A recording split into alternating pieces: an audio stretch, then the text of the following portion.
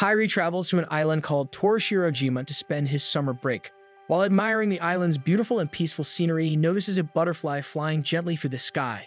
Its movement feels strange yet incredibly mesmerizing, which makes him pause and follow it with his eyes. As he continues to observe his surroundings, his attention is drawn to a girl nearby. He finds her extremely cute and can't help but continue watching her. Shortly after, he finally arrives at his destination on the island and quietly notes to himself that this is his first time ever coming to Torishirojima. Soon, an elderly woman approaches him, and the two engage in a short but pleasant conversation. During their chat, Hairi begins to describe a strange feeling. He explains to the old woman that sometimes he thinks a lot about a place even though he's never actually been there. The elderly woman responds by saying that such a feeling is known as déjà vu, but she ends up butchering the pronunciation completely. Hearing this surprises Hairi, and he laughs a little, suggesting that perhaps she means déjà vu instead. With a chuckle, the elderly woman continues on her way, leaving Hairi to resume his own journey. As he walks, he soaks in more of the island's tranquil views. Eventually, after a long trek and feeling quite tired, he arrives at the place he was meant to go. A woman greets him warmly and brings him a refreshing glass of juice. She introduces herself as Kyoko, and Hairi, recognizing her name, tells her that his grandfather had told him about her. He formally introduces himself and Kyoko smiles before offering to show him to his room. As they walk through the house, she points to a room and remarks that it isn't very large, but it's the best available. Hairi is pleased with it and thanks her sincerely. Kyoko then informs him that another person also lives with them, someone who is part of her family. This surprises Hairi a little, and Kyoko clarifies that this family member is often out and about, but she promises to introduce them to him later. Hairi begins to narrate how Kyoko is, in a way, his aunt, and since she lives on her own, she often gets bored. She needed a family member who had some free time to come and keep her company. Hairi reflects that there is probably no one freer than him at the moment, and since he had the opportunity to visit, he decided to come. He also admits that up until last year, he didn't even have a single moment to spare. Suddenly, Hairi appears to be drowning in the ocean, but moments later he wakes up in a slight panic, and it turns out that he was simply dreaming. In the background, Kyoko is watching television, and Hairi walks over to her. She looks at him and teases that he's slept long enough already. He apologizes for dozing off so much. At that moment, his stomach makes a loud rumbling sound. He's clearly very hungry. Unfortunately, Kyoko hasn't prepared anything to eat yet. Hairi reassures her that she doesn't need to worry so much, but Kyoko gives him the name and location of a restaurant she recommends, saying the food there is excellent. Taking her advice, Hairi heads to the restaurant and places an order. However, when the dish is served, it turns out to be something entirely different from what he had asked for. He tells the owner that he didn't order that particular item, but the shopkeeper explains that it's the only thing available at the moment. With no other choice, Hairi eats what is served to him. After his meal, Hairi starts to head back home. On his way, he notices a lighthouse and is drawn toward it. Meanwhile, a mysterious girl is standing at the top of the lighthouse, although her face is not shown. Hairi realizes that he has lost his way and soon hears a loud sound nearby, the sound of flowing water. As he follows the noise, he finds a swimming pool and decides to take a look. Inside the pool, a girl is holding her breath underwater. As she rises and looks at him, he realizes that she is the same girl he had noticed from the ship when he first arrived. The two lock eyes for a moment, and Hairi finds himself unable to look away. Then the girl speaks, asking him who he is. Hairi introduces himself and asks the girl for her name. The girl thinks for a while and then finally tells him that her name is Shiroha. Hairi then asks her what she is doing there, and Shiroha replies that she is practicing. She then asks Hairi what he is doing out at this time of night and says that she thinks he is lost. Hairi agrees and says that, in a way, what she said is correct. Interestingly, even though Hairi tells her his name, Shiroha can't pronounce it properly. She keeps saying Hairi with a slightly different tone, and although Hairi tries to correct her multiple times, she still can't say it right. After that, Hairi says that he should leave now. As he starts to go, Shiroha tells him the direction back to the house, and Hairi thanks her for the help. Then he gives her some advice, saying that she shouldn't be practicing at night because it can be dangerous since there's no one around for safety. This annoys Shiroha, and she shouts at him in frustration. Hairi, frightened by her reaction, immediately runs away from there. After he leaves, Shiroha starts blushing a lot. Before he left, Shiroha had said the phrase doshikoi to Hairi. Not knowing what it meant, he later asks Kyoko about it when he returns home. Kyoko explains that doshikoi is something people say when someone is unnecessarily bothering or troubling another person, just like Hairi had been doing to Shiroha at that moment, which is why she said it. The next day, Hairi is sleeping. A girl comes to wake him up, saying that it is already morning and he's still in bed. She then introduces herself as Umi, and Hairi realizes this is the other girl Kyoko had mentioned to him earlier. He also introduces himself to Umi. Later, Umi makes fried rice for Hairi. When he sees it, he comments that it looks like fried rice, suggesting she didn't make anything too fancy. Umi, slightly offended, says she made it with a lot of love and asks him not to speak about it like that. Hairi quickly responds that he was only joking and that it actually looks quite nice. Initially, he hesitates to eat it, but once he does, he finds it delicious and genuinely likes its taste. Hearing this makes Umi very happy. Afterward, they begin playing a game of rock, paper, scissors. Umi loses the first round and Hairi wins. Umi insists on playing another round, but Hairi teases her by saying that he is the winner now and doesn't play with losers.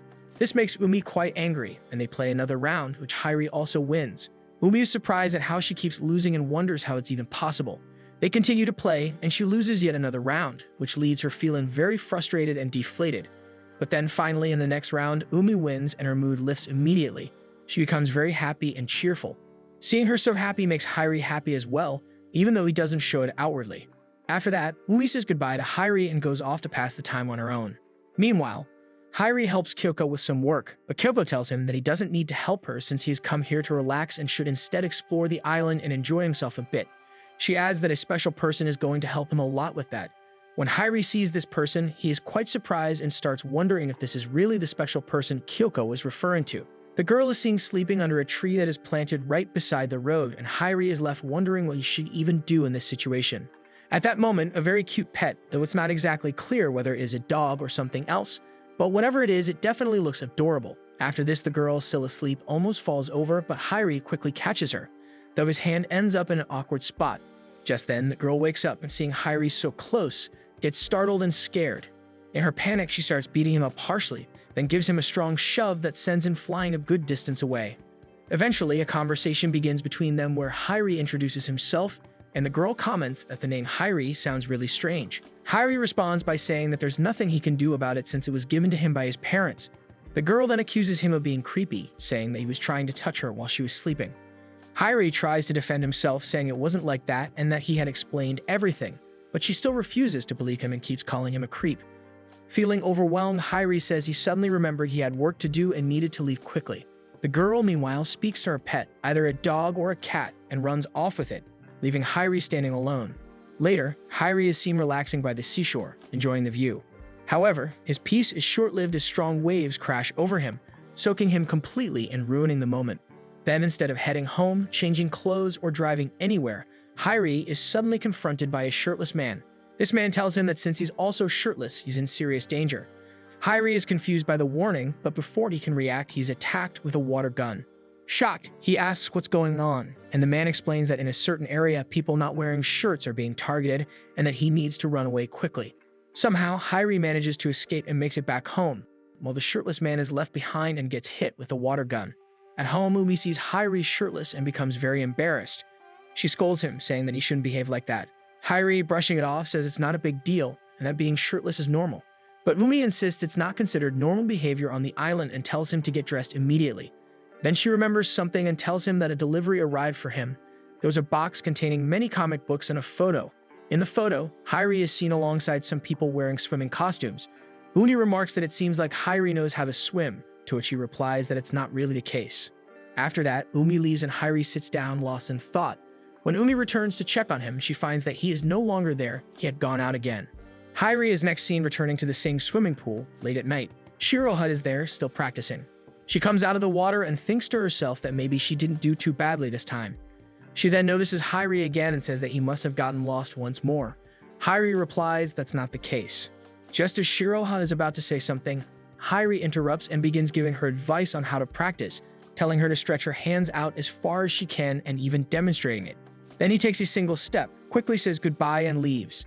After leaving the pool, Hairi gazes up at the moon and Shiroha also looks up at the moon at the same time. Meanwhile, Umi is also shown looking at the moon during that moment. Umi is shown eating alone and she greets her dad who just arrived from work, but he ignores her. Now that Hairi has started living with them, Umi likes him a lot and Hairi also often praises Umi's cooking. After this, Hairi is riding a scooter somewhere because Kyoko had suggested that he should go out and enjoy himself a little. On the way, he passes by a girl and later reaches the seashore, where he runs into Shiroha again.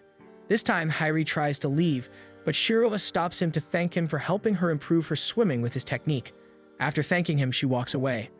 Hairi then walks to the sea to pray, thinking about the moment Shiroha had thanked him and all the things she had said. While he is praying, some children show up and start talking among themselves, wondering if he is the person their grandmother mentioned, the one who had lost his wings, and speculate that he might be Lucifer. Confused and a bit annoyed, Hyrie asks them what kind of nonsense they are talking about, but the kids just laugh and run off. After that, Hyrie notices a lighthouse in the distance and begins walking toward it. He arrives at the lighthouse and sees a girl sitting on top, humming a tune. Hyrie curiously asks her what she is doing up there, and the girl replies that she is simply thinking about what to do next. Hyrie expresses concern that sitting in such a high place could be risky, but the girl calmly tells him not to worry because she is used to sitting there. After that, Hyrie walks off to another place, and there he encounters the same green-haired girl from before, the one who had attacked him with the water gun. Hyrie refers to her playfully as a shirtless hunter, but the girl gets very angry and warns him not to say such things again or she will beat him up. Her name is revealed to be Mickey. A moment later, another guy arrives and once again begins taking off his shirt. Mickey immediately sprays him with her water gun and scolds him, asking how many times she has to remind him not to remove his shirt in public. She then apologizes repeatedly to Hyrie for spraying him earlier. At that moment, Ryuichi introduces himself. He explains to everyone that they are going to hold a welcome party in honor of Hyrie's arrival and that many people will be joining the event. Hyrie tries to explain that he just came here for a small vacation and that it was supposed to be a quiet, ordinary day for him. But Ryuichi reassures him not to be shy and tells him that they always make their guests feel welcome with warm hearts. After a while, Mickey asks Ryuichi about another member of their group, and Ryuichi suggests that the person might have gone up to the top of the mountain. They decide to send Hyrie to find him. Hyrie sets out on the search even though he has no idea what the person looks like. When he reaches the top of the hill, he comes across a house. As he walks inside, he finds a guy practicing or exercising. The guy notices Hyrie and bluntly asks him who he is and what he is doing there. The two then begin playing table tennis, and Hyrie turns out to be very good at it. He plays so well that he easily wins the match. After losing, the guy becomes even more eager to play another round, clearly fired up by the competition. However, Mickey arrives before they can start the next match and reminds them that everyone is waiting for them outside. The guy then turns to her and asks if now is really the right time to leave and also wants to know who Hyrie actually is. And Hyrie makes a very awkward face and tells the guy that he should have asked him that much earlier. After this, everyone begins celebrating Hyrie's arrival with joy. Then a blue-haired girl appears, the one who had been sleeping in the park, or rather, on the road, and she introduces herself as Ao. When Hyrie and Ao recognize each other, they both get very surprised. The others around them begin to ask if they already knew one another, and the two explain that they had just met by chance once.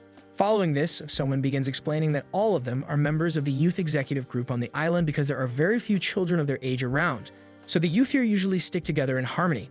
Hyrie then asks about Shiroha, and the others respond by asking if he has met her and whether he knows her. Hyrie replies that he doesn't know her that well.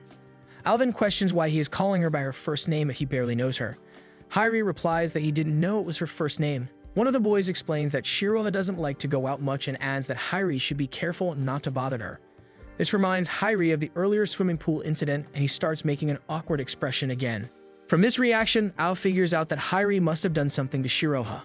Hyrie quickly tries to clarify that she shouldn't get the wrong idea and insists that he hadn't done anything inappropriate. He just happened to meet Shiroha on the road. Ao then mentions that she had invited Shiroha as well, but she refused to come. The next day, Ui is leaving the house very early after preparing food for Hyrie. Hyrie skips eating properly, takes his car, and heads out for a drive. Along the way, he comes across an ice cream shop and steps inside to buy something sweet. A kind grandmother prepares a tasty treat for him, something like a shaved ice, and he sits outside to enjoy it. Shortly after, the granny comes outside and advises him to eat indoors since the weather is too hot. He listens and enters the house to eat more comfortably. However, as he opens the door, he accidentally walks in on Ao, who is in the middle of changing clothes. The moment turns extremely awkward. Both of them are caught off guard and visibly embarrassed. Hyrie gets so flustered that he ends up throwing his ice cream at Ao in sheer panic. Ao begins yelling at him, completely shocked, prompting Hyrie to apologize profusely. Ao angrily tells him that not only did he barge into the house without permission, but he also saw her changing and now he expects forgiveness. Hyrie tries to explain that he had studied at an all-boys school and had no experience in situations like this. He says that in the heat of the moment, the only thing he could think of was to cover her somehow, and so he instinctively threw the ice cream. It was a ridiculous move. He could have simply stepped back out, but instead he made things worse. Despite his continuous apologies, Ao remains furious. He then asks her what she was doing inside the shop, and she replies that she works there. Despite her explanation, he still feels extremely awkward because his own underwear had become soaked with melted ice cream. Hyrie again begs for forgiveness and even suggests that she throw ice cream on him as revenge. O accepts the offer and brings out a large amount of ice cream, ready to hurl it at him. She does exactly that, and after doing so, bursts into laughter, breaking the tension with a lighthearted moment between them. But then Hyrie throws ice on O's face as well, and O, now furious again, retaliates by throwing 2 bowls of ice directly at Hyrie's face, hitting him in the eyes. After that, Hyrie gets irritated and throws some ice back, but accidentally hits the wrong spot, which causes his clothes to get completely soaked. Since he's all wet, he decides to take off his shirt and dry it. Just then, Mickey suddenly shows up and sprays him with her water gun, catching him totally by surprise. Hyrie doesn't even see it coming. She tells him that she didn't mean to attack him this time, but warns him not to walk around shirtless again, or she won't hold back next time. She quickly tells him to put his shirt back on. Hyrie then heads home and tries to dry his shirt. When Umi sees him without a shirt, she becomes really shy and turns away quickly, blushing. Hyrie hurries to explain what happened so she doesn't get the wrong idea. Later, he's shown relaxing in the bath, thinking about everything that has happened since he arrived. He realizes it's already been 3 days and he still doesn't fully understand why he came to the island in the first place. He thought it would be a break, but he's not sure what he's looking for. After getting out of the bath and changing, he goes to see Kyoko and politely asks if it's okay for him to go out again for a while longer. Kyoko responds by mentioning that she has heard he's been making friends with the youth group members on the island, and she expresses her happiness that he's able to connect with the locals. Hyrie then apologizes, saying he feels bad that he hasn't been able to help her in any way, but Kyoko reassures him that it's no problem and she will surely ask for his help when needed. Hyrie, in his thoughts, admits to himself that coming here to help Kyoko was really just an excuse. What he truly wanted was to distance himself from others and escape from his busy life for a while. He later heads to the seashore, and once again, he finds Shiroha there. Shiroha sees him and curiously asks what he's doing there. Hyrie replies that he's just wandering around. As they speak, he refers to her by name, which surprises Shiroha. She asks how he knows her name, and Hyrie reminds her that she was the one who told him when they first met. Then, as usual, Shiroha mispronounces his name again, and Hyrie once more corrects her and wonders why she keeps getting it wrong. He then brings up a moment from the past, telling her that when he was arriving on the boat near the island, he saw her staring intently at something. He asks what she was looking at, and Shiroha explains that she was watching birds flying in the sky. She then turns the question on him and asks why he came to the island. Hyrie responds honestly, saying he doesn't really know. He then starts thinking about his past life, how hectic and packed it used to be, and how he barely realized how quickly time had passed. He says he just wanted to step away from that busy routine and take a break, and that's why he came here. Wanting to keep the conversation going, he asks Shiroha what her favorite summer break memory is. She tells him about her childhood summer, and Hyrie agrees, saying that childhood summers spent with family and friends were the best. He reflects that during that time, they not only made memories, but also got chances to do various enjoyable activities. He shares how, since arriving on the island, he's been flooded with memories from his own childhood, though he doesn't quite understand why it's happening. Still, he admits that he enjoys the feeling. Shiroha offers a thought of her own, suggesting that maybe he has become so fond of the island that it is bringing these memories back. She then asks what he meant earlier when he talked about his wing breaking, saying that her grandmother had mentioned something about it. Hyrie realizes that he had not shared that with any grandmother on the boat, and he quickly explains that it's just a phrase people use and not to read too much into it. The girl is walking along a path carrying a bag with her. Meanwhile, Hyrie is happily eating a plate of fried rice made by Umi. He thinks the food tastes really good that day, and Umi feels happy when he compliments her cooking. Later, Hyrie is sleeping peacefully until Umi enters his room and teases him for being lazy. He slowly gets up and asks if she's heading out again. Umi tells him that the weather is really nice today, so she's planning to go bug hunting with her friends. She reminds him that it's still summer break and suggests he go out and have an adventure instead of staying indoors all day. When she says the word adventure, Hyrie blushes slightly, clearly daydreaming about something, probably girls. Umi notices and playfully accuses him of thinking something inappropriate, but Hyrie quickly denies it, saying that's not true at all. Umi laughs, says goodbye, and leaves for her outing. Now alone, Hyrie decides to head out too and walks toward a nearby lake. When he gets there, he sees Shiroha standing quietly by the water, looking serious and thoughtful. Then, out of nowhere, Shiroha raises her hand, makes a pretend gun with her fingers, and starts pretending to shoot like she's playing a make-believe game. When she notices Hyrie watching her, he immediately plays along and acts like he's been shot. This makes Shiroha blush deeply, turning red with embarrassment. Feeling shy, she watches as Hyrie walks up to her and apologizes for surprising her. Trying to explain herself, Shiroha nervously points at him and says her family has a special tradition involving the river, though it's not something they explain normally. She's too shy to say much more, but insists it's totally normal for her family. Then she points toward the river again and says they are standing behind it, repeating it like it's something meaningful. Hairi repeats the same words, and for a little while, they both keep saying it together, caught in the strange but sweet moment until they both get tired. Suddenly, Hairi asks if she likes reading manga. Shiroha says she enjoys it when someone gives it to her, but then blushing again, she quickly adds that she doesn't like Hairi very much and runs off before he can respond. A bit later, Hairi sees a girl with black hair having trouble with her bag. He asks if she needs help, and she says it's stuck on an iron rod. After he helps her, she jokingly calls him Hairi. Confused, asks if she knows him. She says no, but jokes that he's probably more popular than he thinks. She then introduces herself as Kamome. Hairi finds it difficult to pronounce her name, but she tells him it's okay, and that just calling her normally is fine with her. Out of nowhere, she starts pretending to be a sea eagle. Hairi is clearly puzzled by her behavior and wonders to himself what she's even doing. Noticing his confused expression, Kamome tells him not to stare at her like she's being strange, and Hairi quickly apologizes. She smiles and tells him again that he doesn't need to be sorry because he helped her. Hairi is dragging her bag while she sits comfortably on top of it, refusing to walk. He tells her that she should really get down and walk on her own. She insists on riding the bag. Curious about where they're going, Hairi asks her about their destination, but she only laughs and says she can't say yet. It's a big secret. This answer leaves Hairi even more confused, and it clearly shows on his face. As they continue walking together, Kamome begins humming a tune to herself, and Hairi, still wondering what's going on, asks her what song she's humming. After talking briefly about the song, they continue walking until they run into Umi along the way. She notices them and asks where Hairi is going, but he stays quiet. Kamome, with a mischievous smile, answers on his behalf, saying that she is punishing him by making him drag her bag. She then turns the attention toward Umi and teasingly calls her a little girl, asking where she herself is heading. Umi immediately reacts and tells Kamome not to refer to her that way.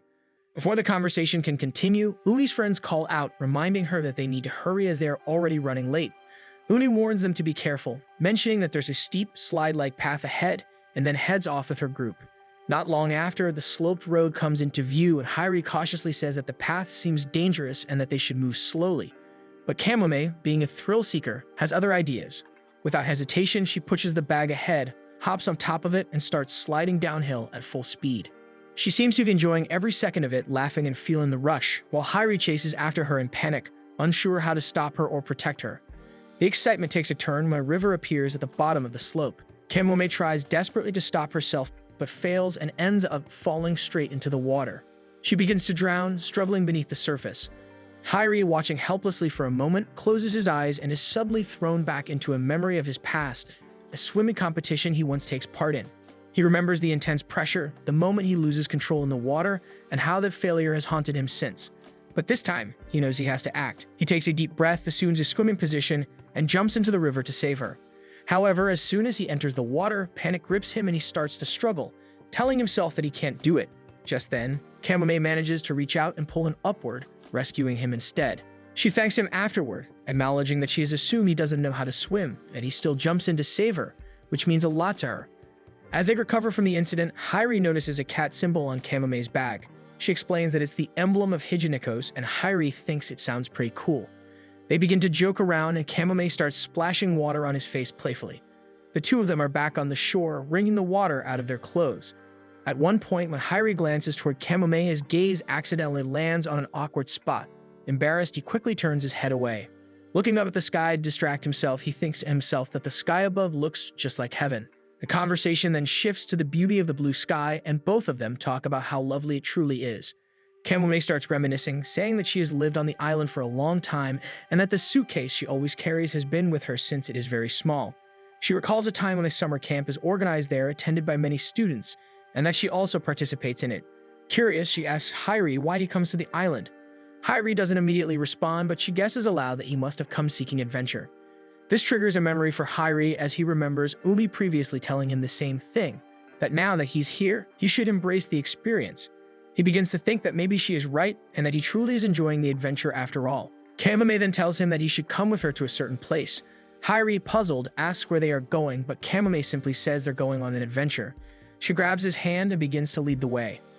Hairi asks repeatedly where they are headed, but she refuses to tell him. Along the path, Hairi suddenly spots Shiroha in the distance. Without hesitation, he runs toward her and calls out her name. Shiroha, startled by his sudden appearance, turns around with a frightened expression. After that, Hairi begins apologizing to Shiroha one last time, trying to make amends for everything that happens between them. He asks what she is doing there and whether she needs help with something. Offering his support, he says that if there's something she wants, he'll help her with it.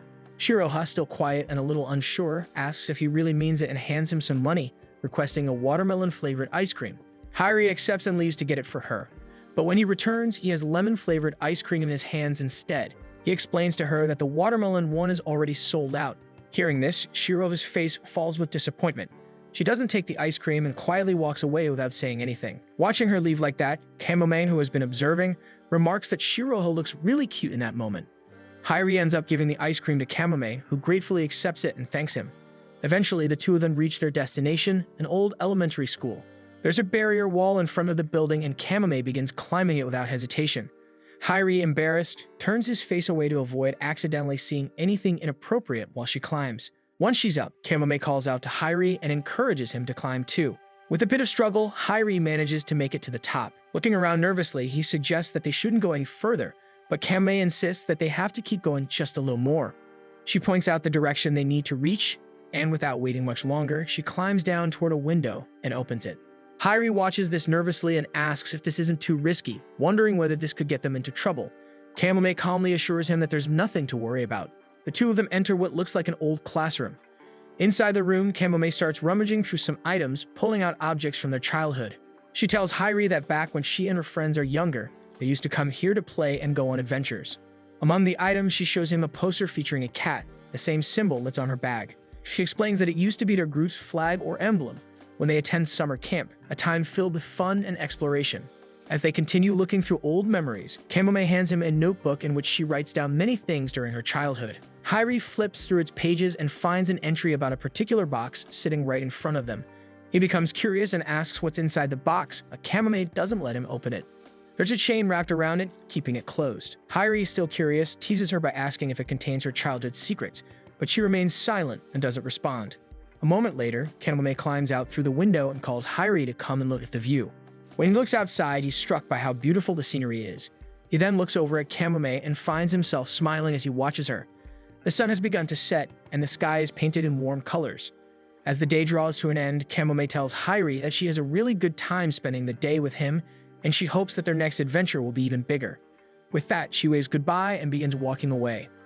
Hairi stands still for a moment, thinking deeply about everything they experienced that day. He realizes how much fun he has with her and reflects that this adventure feels truly unique. He remembers all the little moments they share and thinks to himself that it is a day he won't forget. Just as he is lost in these thoughts, he notices that Kamome hasn't gone far, she's still standing nearby. He walks over and asks if something is wrong. She tells him that her legs are hurting and she might not be able to walk home. Without hesitation, she sits down once again on her suitcase, clearly expecting Hairi to do what he does before. She looks at him and tells him to get moving. Hairi begins pushing her suitcase once more. As they walk along, they talk casually, and at one point, Kamome tells him honestly that he's a really nice person. Curious, Hairi asks her what she means by that. She replies that he can take it however he wants. Hearing this, Hairi simply smiles and thanks her. In the past, Kamome is speaking to one of her friends named Takada about a hidden treasure. She seems excited about the prospect, but Taka, with hesitation, tells her that he doesn't think he can help her. He assures her that she'll eventually find someone better suited to assist her in the search. Just then, a girl named Tsubame appears, enthusiastically pretending to be a ninja. She's quickly followed by Hayato, who acts like a scientist, bringing a different kind of energy to the group. Another girl, Suzume, is introduced briefly, though not much is said about her. Still, it's clear she shares the same interest in finding the treasure and wants to be part of their team. All of this takes place in a flashback, setting the foundation of the story with childhood curiosity and ambition. Back to the present, Kamome and Hairi are together. Kamome, now grown up but still driven by that same childhood dream, is trying to locate a key that unlocks a treasure box believed to contain a secret about the island. She tells Hairi that the mystery hidden inside is significant, but insists on keeping the details to herself until the key is found. The treasure box has 4 knockers on it, each representing one of the 4 friends seen in the earlier memory, and Kamome is the group's leader. Because of this, she still holds the book that contains clues about where the keys are hidden. Hairi expresses doubt, wondering if the keys could still be there after all these years. It has been 10 years after all. Kamome opens the book and shows him the notes, where the locations of the keys are written in the form of cryptic puzzles. One of the clues states that the key lies hidden in the depths of the ocean, making the search even more complicated. They head over to the swimming pool, not the sea as one might expect, but once there, they both doubt the key could possibly be hidden in such a place. The note also contains a reference to Cajuns, a term meant to signify the god of the sea, but then offers his own interpretation. Perhaps the clue refers to a lighthouse, since it too serves to protect those at sea. Acting on this hunch, they head to the lighthouse, where they find a familiar face, Sumuge, a yellow-haired girl who has appeared before. It turns out that Hairi already knows her, a fact that surprises Kamome. Together with Sumugi, they begin picking up garbage scattered along the shoreline, cleaning the area as they talk. Kamome tells Sumugi about the treasure box and the possibility of finding a key that could unlock it, though Sumugi herself knows nothing about it. Meanwhile, Hairi keeps thinking about the clue and becomes increasingly certain that the key cannot be in the ocean itself. Later, the group sits down at a restaurant and continues brainstorming about where the key could be. The topic of a kaiju comes up, something that prompts Kamome to start acting out a playful impersonation of one. Hairi watches her and feels something odd about the entire discussion, sensing that they might be getting off track. They decide to visit a shrine, hoping they might find a useful lead. After a brief search, where, to their surprise, they actually manage to find one of the keys. Kamome, overjoyed by their success, asks Hairi how he figures it out.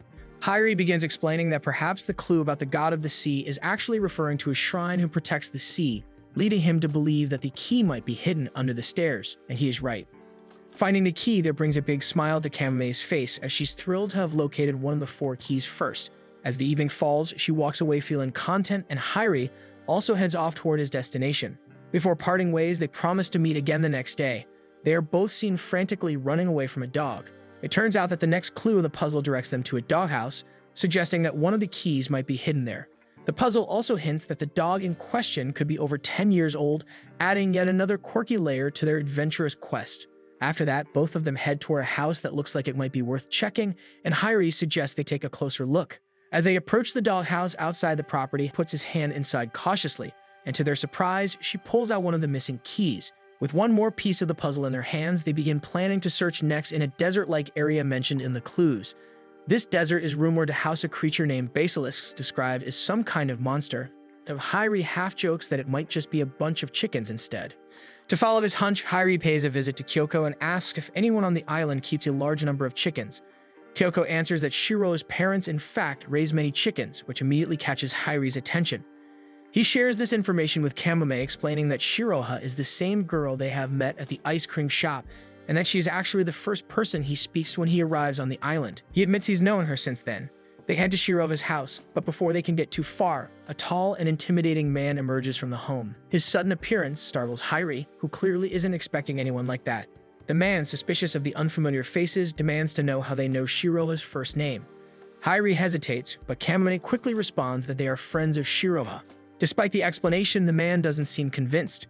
Realizing that something is off, he closes the door on them without another word. Just then, a schoolgirl passes by dressed in her uniform, and Kamome gets an idea. She comments that if she goes there dressed in a school uniform, maybe they would trust her a bit more. She turns to Hairi and asks if there's any way they can get one. Hairi, unsure but willing to try, decides to approach Ao for help. He asks her directly if she can lend her school uniform, a request that immediately surprises her. Ao refuses at first, but Hairi pleads and insists that it's not for him, it's for a friend. Moved by his persistence, Ao finally agrees. Meanwhile, Kamome arrives at Shirova's house, now wearing the uniform. It's clear that Ao eventually agrees to lend it. Hairi, seeing her, jokingly comments that the uniform looks a bit tight on her.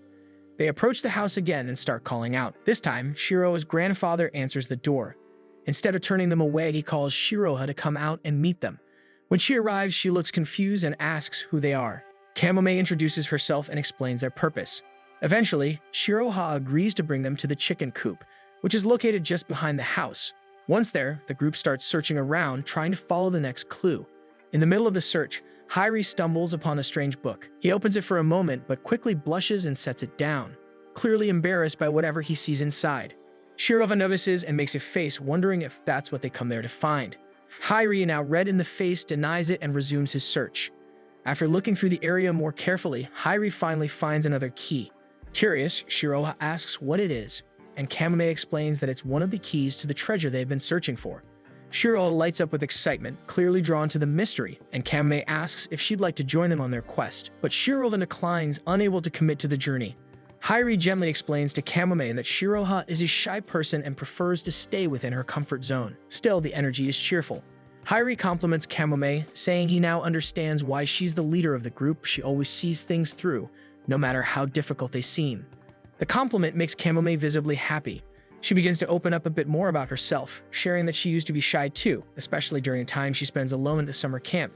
It isn't until she stumbles upon her father's old map, which is filled with notes about exploring the island, that her desire to uncover the island's secrets truly begins. Finding that map is the first step toward this entire adventure. On the map, Kamome discovers as a child, there is a cross marked at one particular spot with the word treasure written beside it, but the path leading to that location is extremely dangerous. She knows her parents would never allow her to go alone, so she decides that she needs a boy to accompany her. Eventually, more people join her group, and as she lists all their names, Hairi finds himself surprised because their names sound familiar to him. After their ongoing search, Hairi finally manages to find the fourth and final key. Just as he does, a bird begins to bother him, causing him to fall from a tree. When he opens his eyes, he finds himself inside a house, and to his surprise, Kamome is wearing a maid outfit. She explains that he gets hurt because of her, so she decided to take care of him while he recovers.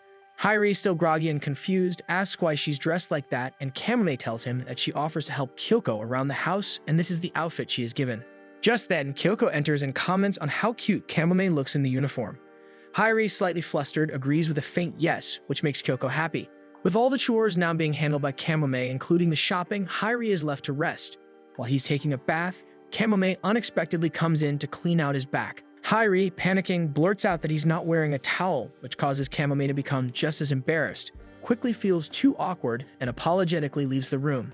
Later, with all 4 keys in their possession, Kamome finally opens the long-awaited treasure box.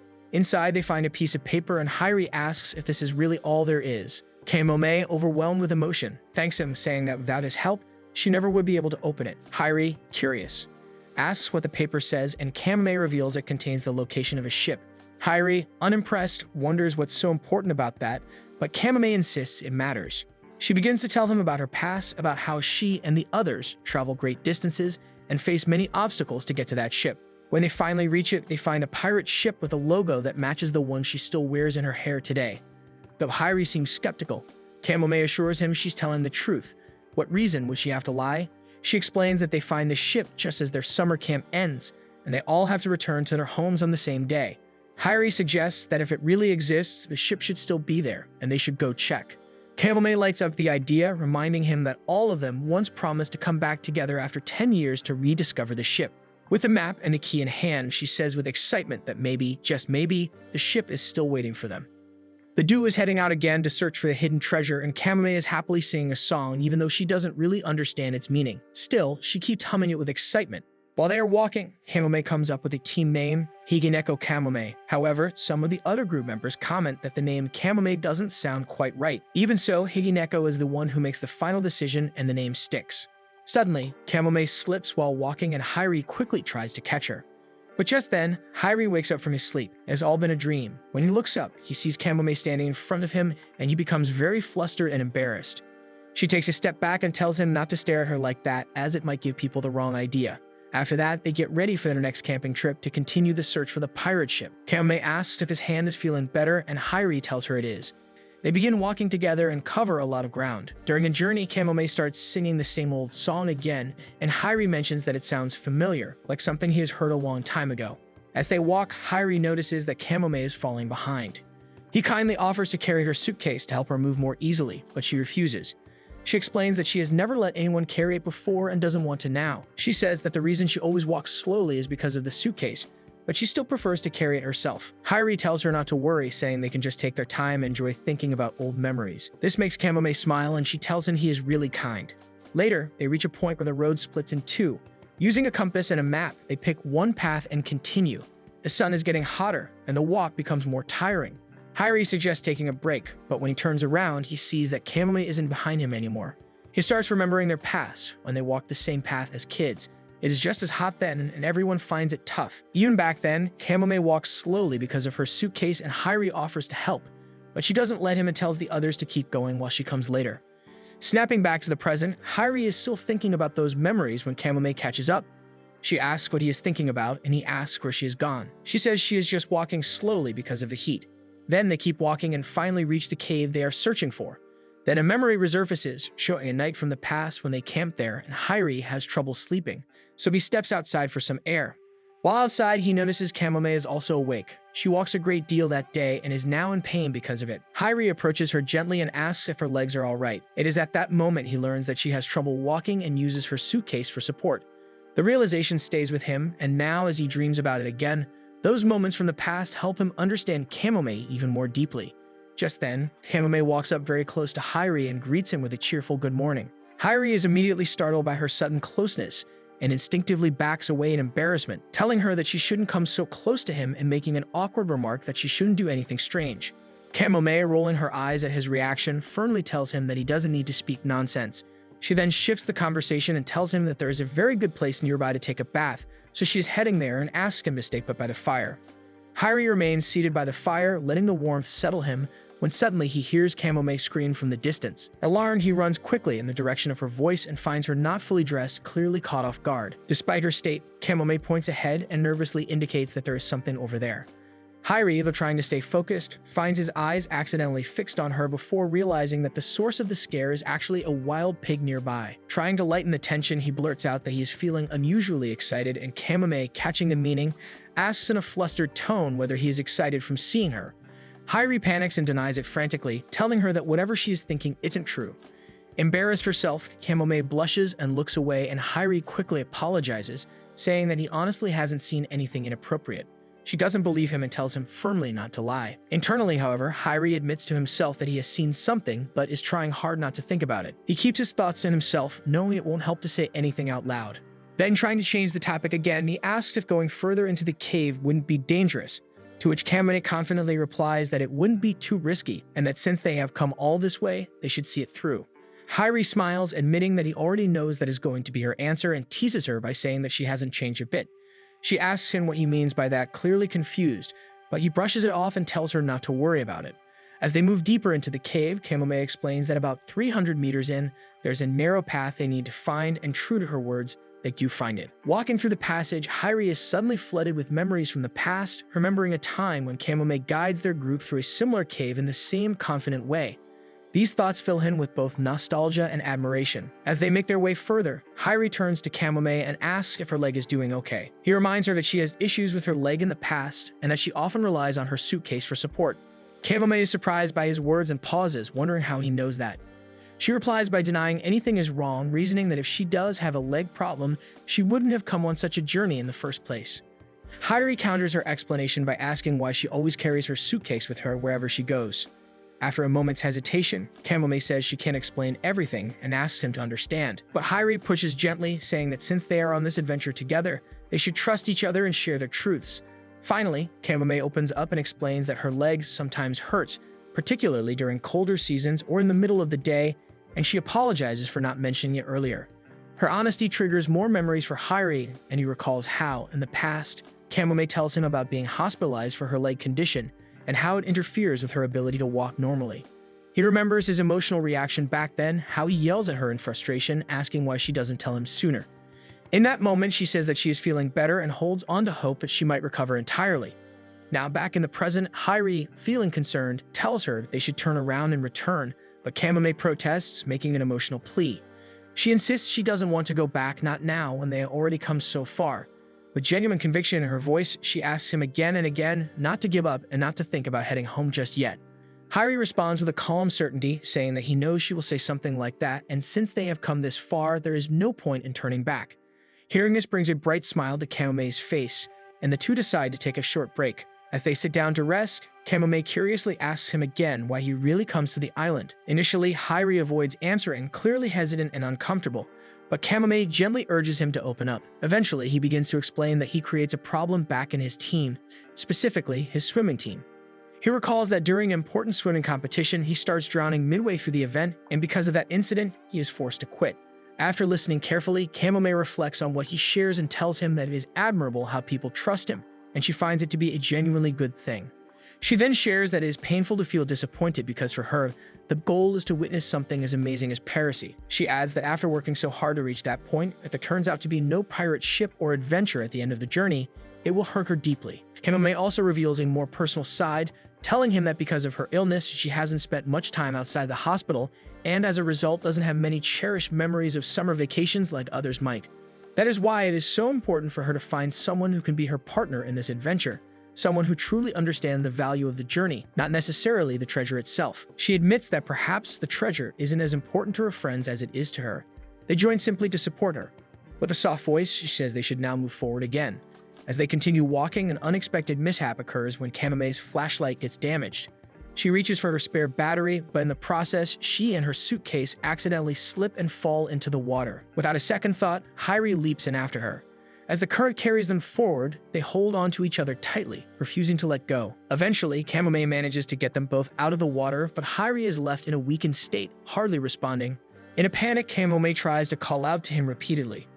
As she struggles to wake him, the story briefly shifts back to the past, where a younger Kamame excitedly tells her group that they are about to reach their destination. To lift everyone's spirits, she begins singing a song, and soon the others join her, filling the cave with cheerful voices. They eventually find a way out, and this memory fades into the present. Kamame, now giving CPR to Hairi, watches anxiously until finally his eyes open. With a faint smile, he tells her she doesn't need to worry so much since he is a trained swimmer. She teases him, saying she already knows he is the swimmer who leaves his team and ends up here. Hairi, feeling a little playful, says that for a moment he thinks someone tries to kiss him, which makes Kamame blush deeply. He then realizes what happens and asks if she is the one giving him CPR. She nods and he thanks her sincerely. After that, they discover the path that will lead them out of the cave. Despite her determination, Kamame is clearly in pain and struggling to walk due to her injured leg. Hairi searches for the suitcase that she often uses for support, but it is nowhere to be found. Without hesitating, he reaches out and gently takes her hand, helping her walk as he reminds her that moments like these, finding a pirate ship during summer break with a close friend, are the kind of memories worth holding on to forever. Kamame looks at him and asks if he will always remember this adventure, to which Hairi answers that he will never forget it. Finally, as they emerge from the cave into the sunlight, they are met with a breathtaking sight, the pirate ship still standing, still waiting, just as the map promises. Overwhelmed with joy and disbelief, Hairi and Kamame smile brightly, knowing they have completed a journey that neither of them will ever forget. Hairi and Kamame find a shipwreck along the shore. Hairi walks toward it, inspecting its condition, but when he turns to Kamame, he finds her in tears. In that moment, her memories come flooding back. She remembers her suitcase, the place where her true self is kept. Realizing this, she silently thanks Hairi for helping her dreams come true. A sudden gust of wind rushes past them, forcing Hairi to close his eyes. When he opens them again, the scene before him blurs and the only thing he can make out is Kamame waving goodbye through the haze. As his vision clears, she's gone. In her place, a single butterfly flutters in the air before drifting away.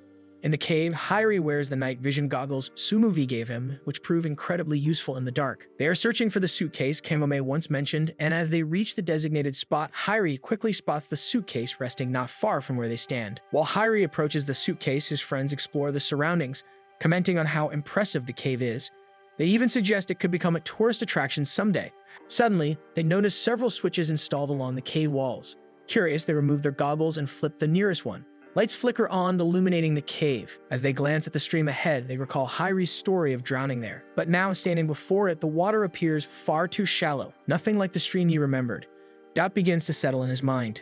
Later, back at his place, Hairi opens the recovered suitcase. As he examines the contents, he pulls out a lacy piece of underwear. Just then, Wumi walks in and casually asks if he's holding a woman's undergarment. Startled, Hairi fumbles for a response and awkwardly denies knowing how it got there. Sensing his embarrassment, Wumi lets it slide. Hairi continues searching through the suitcase and discovers a worn-out book titled The Tales of Hijinikos. Curious, he flips through the pages, and as he reads, something about the story feels familiar. He begins to suspect he might have owned the copy once long ago.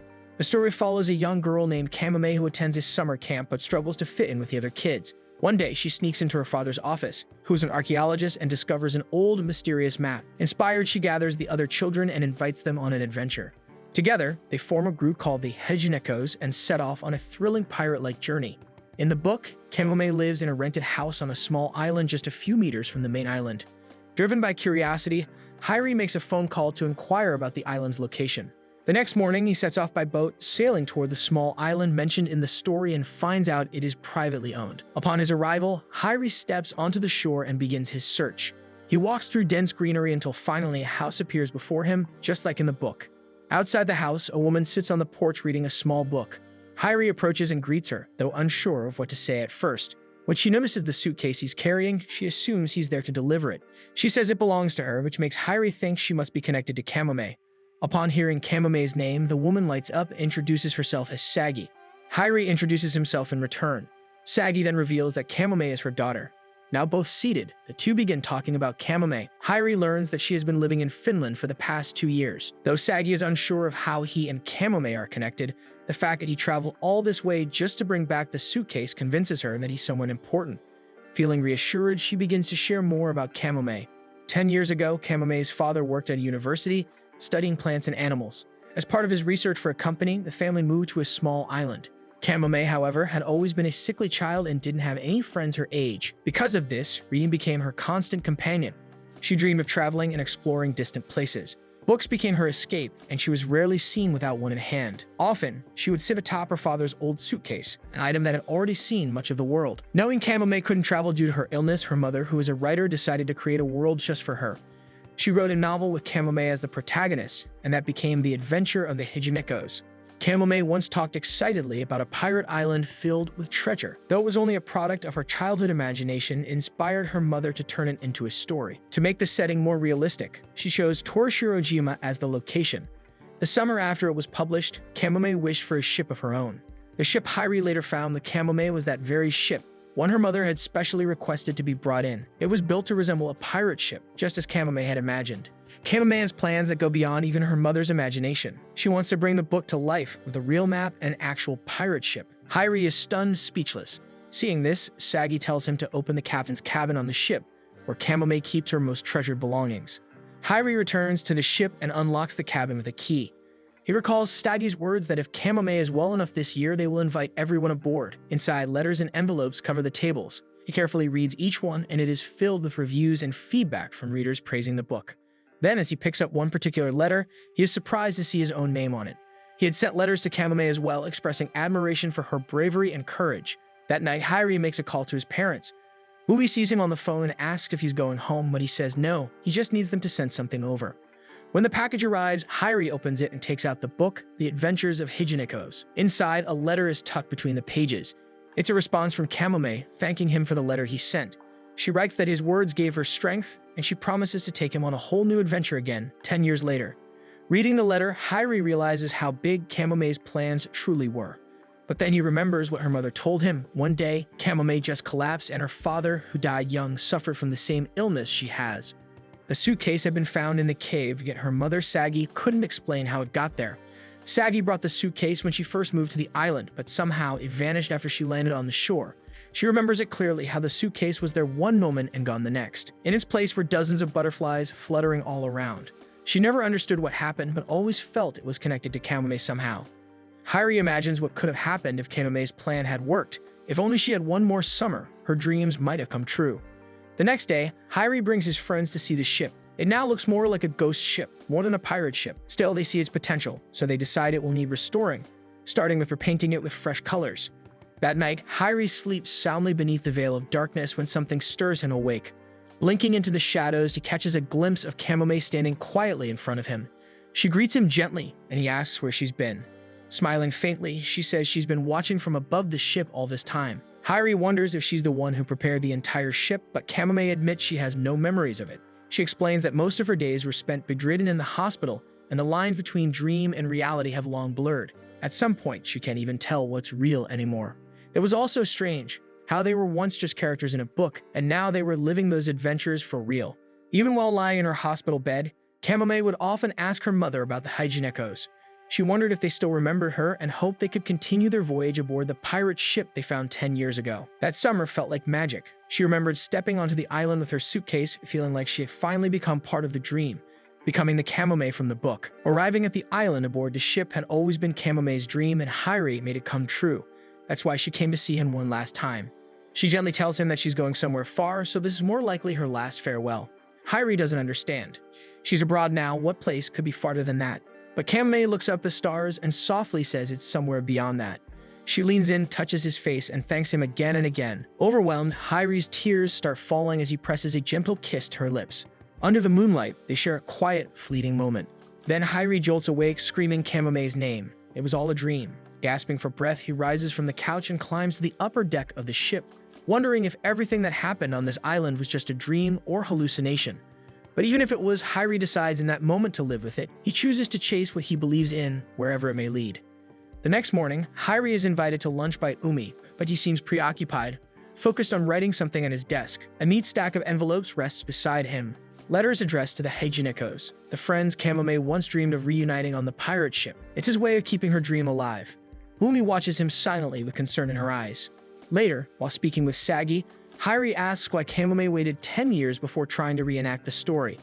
Sagi explains that Kamome wanted to be a role model, like the brave girl in her book. She was afraid that if the children saw her so sick and fragile, they might be disappointed. She hoped to be stronger first to live up to the image they admired. Back then, Kamome promised to see them again once she had gotten better. And true enough, though her recovery was slow, she eventually began to move around like a normal little girl. Sagi shares this with tears welling in her eyes. She breaks down, crying uncontrollably. Then, she reveals something she hadn't told Hairi until now. This summer, Kamome quietly fell into an eternal sleep. Even so, she's thankful to Hairi for giving her no reason to regret her return to the island. Hairi, in turn, shares something he never mentioned before. He tells Sagi about the adventure he experienced. Sagi smiles through her tears. Hairi adds that he still wants to continue the ship's journey to let Kamome see it because he's certain he truly loved her. The next morning, Hairi visits Kyoko to ask for a large cloth, but after rummaging through the shelves, they realize there isn't one available. He also notices Umi's absence, and Kyoko explains that she went home yesterday without saying anything to him. Kyoko adds with a hint of curiosity that Umi seemed rather interested in Hairi. Now focused on his plans, Hairi worries that no one might show up to see the pirate ship, but they have to. It's Kamome's dream after all. While walking around, he runs into Shiroha and asks if she knows where to find a big cloth, and if she can draw. Sure enough, a crowd gathers to see the pirate ship. Everyone had received the letters Hairi sent, but if anyone asked who invited them, Hairi would say it was Kamome. Just in time, Shiroha arrives with the cloth she drew too. Hairi unrolls it, and though Shiroha isn't confident in her work, he beams and praises it loudly, sincerely thanking her for her efforts. The drawing becomes the ship's flag, fluttering high above, capturing everyone's awe. Standing on the upper deck, Hairi observes the lively crowd surrounding the ship. Hairi knows this moment is Kamome's dream finally brought to life. At that moment, Kamome appears, sitting just above Hairi on the ship's highest beam, gazing out at the horizon. She has been there all along, quietly watching as the ship came to life. Tears well in her eyes as she clutches the dream that once seemed too far to reach. Hairi silently promises to make it real. They had agreed 10 years ago to meet again and set sail, and now that time has come. The wind lifts as Hairi looks up, waiting for direction. Kamome lifts her hand and points to the distant horizon. That becomes the start of a new adventure, just like the one from the pages of the book her mother once wrote. Umi dreams of her distant past, lying peacefully in a field of green with majestic butterflies fluttering above. She remembers a time when she was still a child, with nothing else to do but bask in the warmth of what felt like an endless summer. The sky was always clear, the breeze gentle, and time seemed to slow down. For a moment, she wishes she could return to those days. In the present, Umi arrives on Torishirojima Island with a suitcase in hand. Opening the door, Kyoko greets her and welcomes her warmly into her home. At the same time, another boat glides toward the island carrying Hairi. He stands silently, gazing at the vast ocean stretching before him, lost in thought. Then suddenly, the voice of an old woman calling out snaps him back to reality. The island is a tranquil place, embraced by blue waters and lush green trees. Along its shore stands a lighthouse, and in its gallery sits a blonde girl named Sumogi, gently humming a song as she gazes out at the sea. That night, Hairi drifts through a dream where he struggles underwater, drowning in the deep ocean, desperate for air. Amid the silence, a loud voice pierces through, pulling him back. He jolts awake to find Umi standing over him, the source of the voice he's been hearing. It's already 8 in the morning and Hairi has overslept. Without further delay, the two head to the kitchen and sit down to eat breakfast. At the table, Hairi and Umi enjoy the breakfast she prepared. With just one bite of the fried rice, Hairi compliments the taste. That day, he tries to find something useful to do, but Kyoko keeps declining his offers to help. With nothing else on hand, he decides to explore the island on a motorcycle. It's already been a few days since Hairi arrived on the island. Though his main purpose is to help sort through his grandmother's belongings, he hasn't actually accomplished much. What he has managed, however, is to get to know the other people around his age living there. So far, they seem alright, though many are quite eccentric, none more so than Shiroha, who left a strong impression after giving him a rude remark.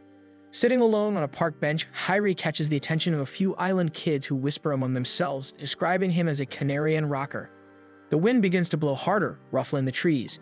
He decides to head toward the lighthouse, though the walk turns out to be much farther than he initially thought. As he finally approaches, a soft humming reaches his ears, an unfamiliar melody carried by the wind. Looking around for the source, Hairi is startled to find someone seated in the gallery of the lighthouse.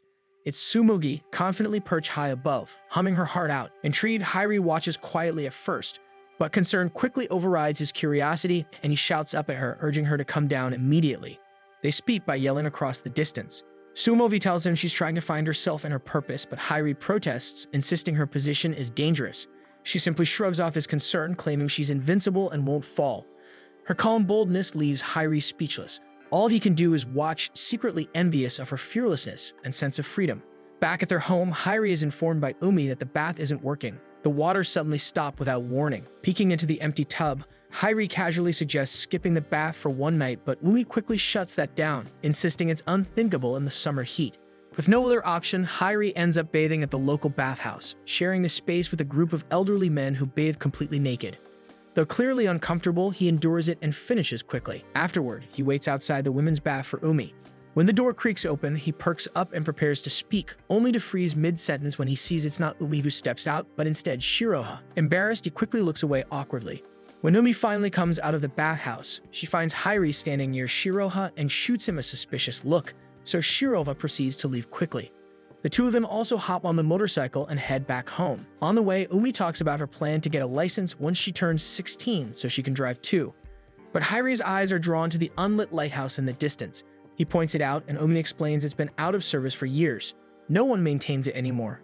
The next morning, Hairi returns to the lighthouse, hoping to catch a glimpse of Tsumugi again. As he approaches, a loud clatter interrupts his thoughts.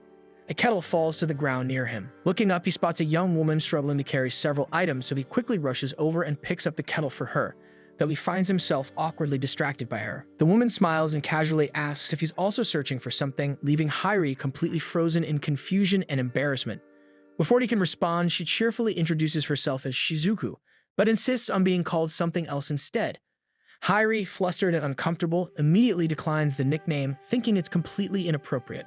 Suddenly, a voice calls out from behind. It's Tsumugi, also struggling to carry a pile of items in her arms.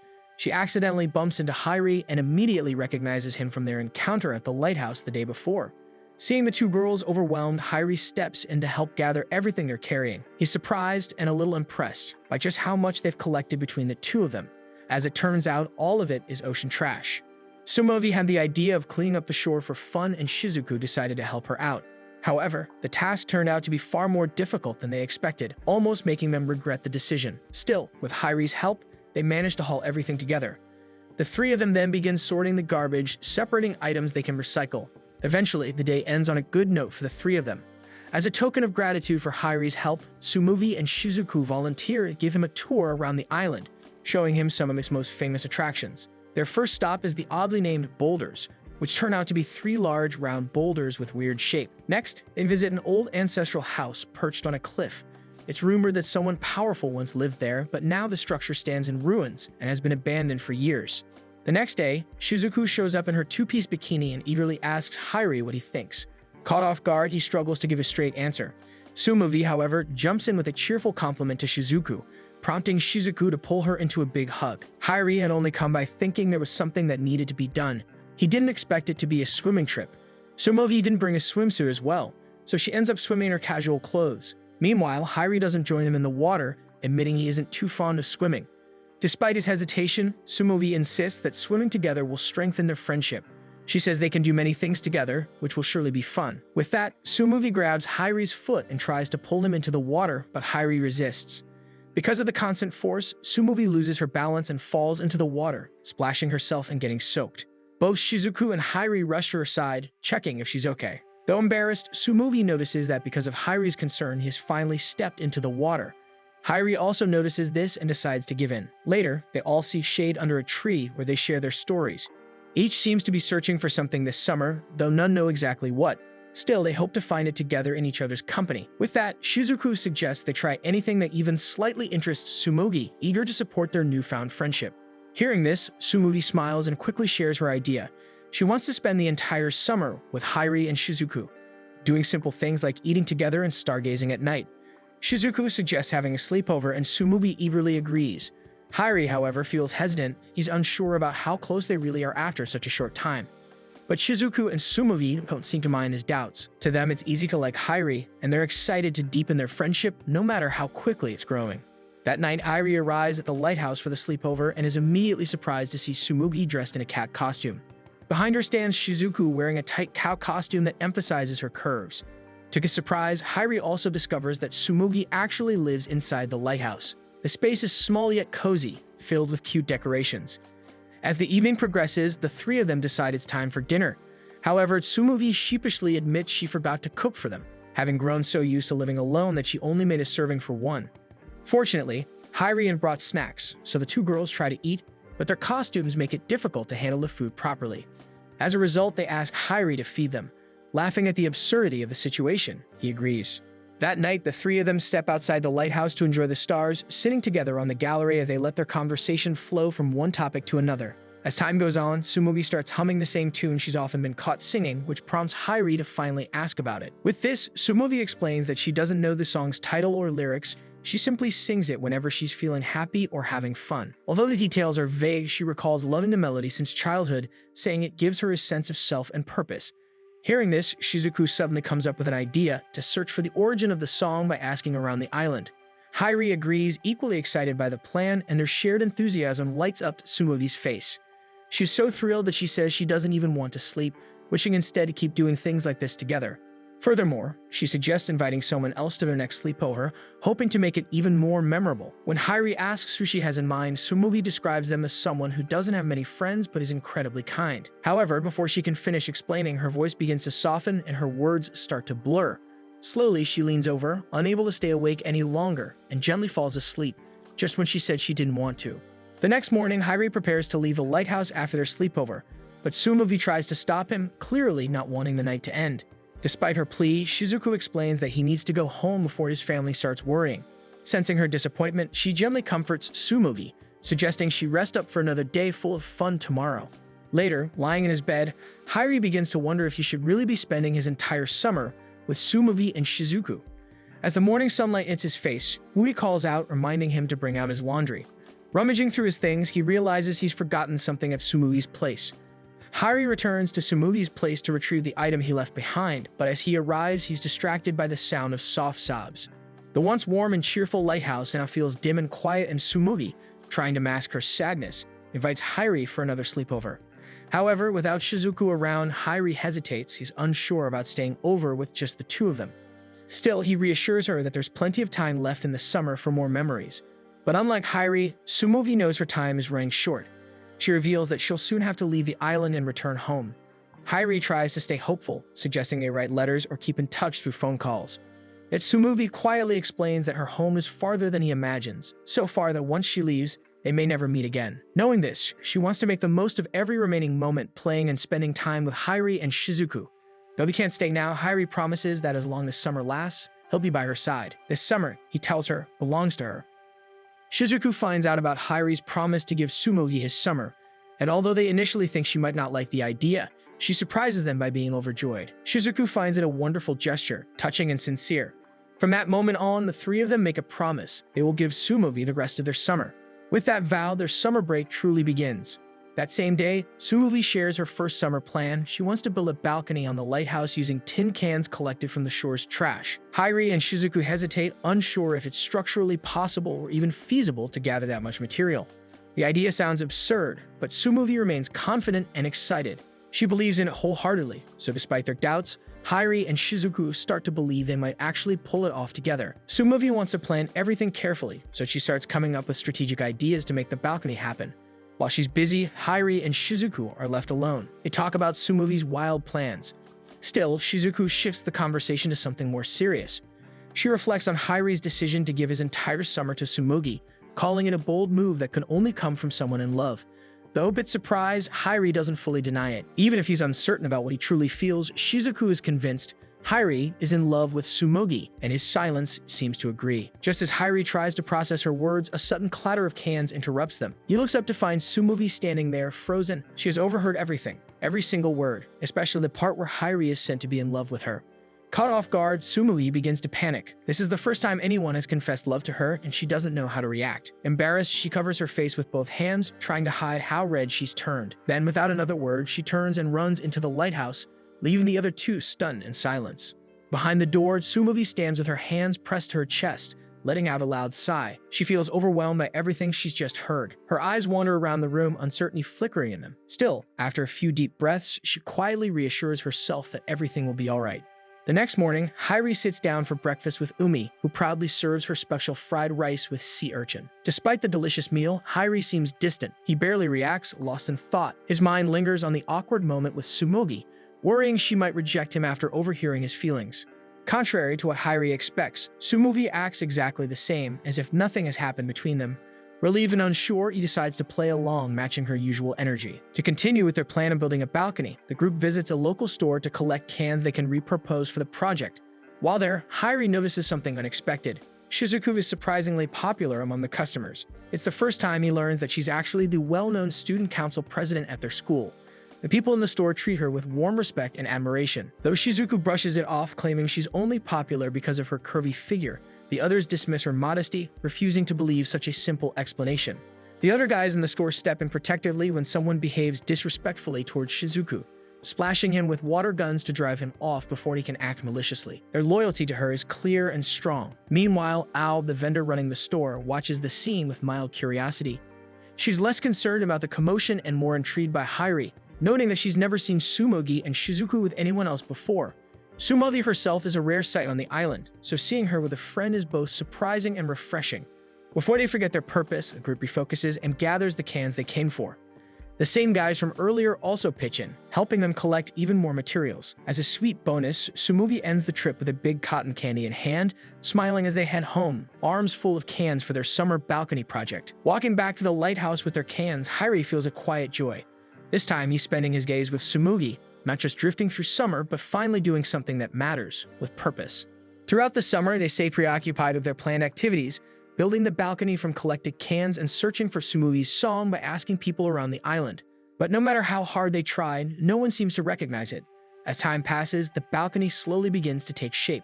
With the unexpected help of the boys who admire Shizuku, their progress comes faster than expected. But the summer isn't only about work. They spend days trying out food, playing games, and laughing under the sun. That summer becomes truly theirs, slipping by like a dream. Among those they approach for help is someone Sumui fondly calls Watermelon Bar, a woman often seen fishing by the ocean.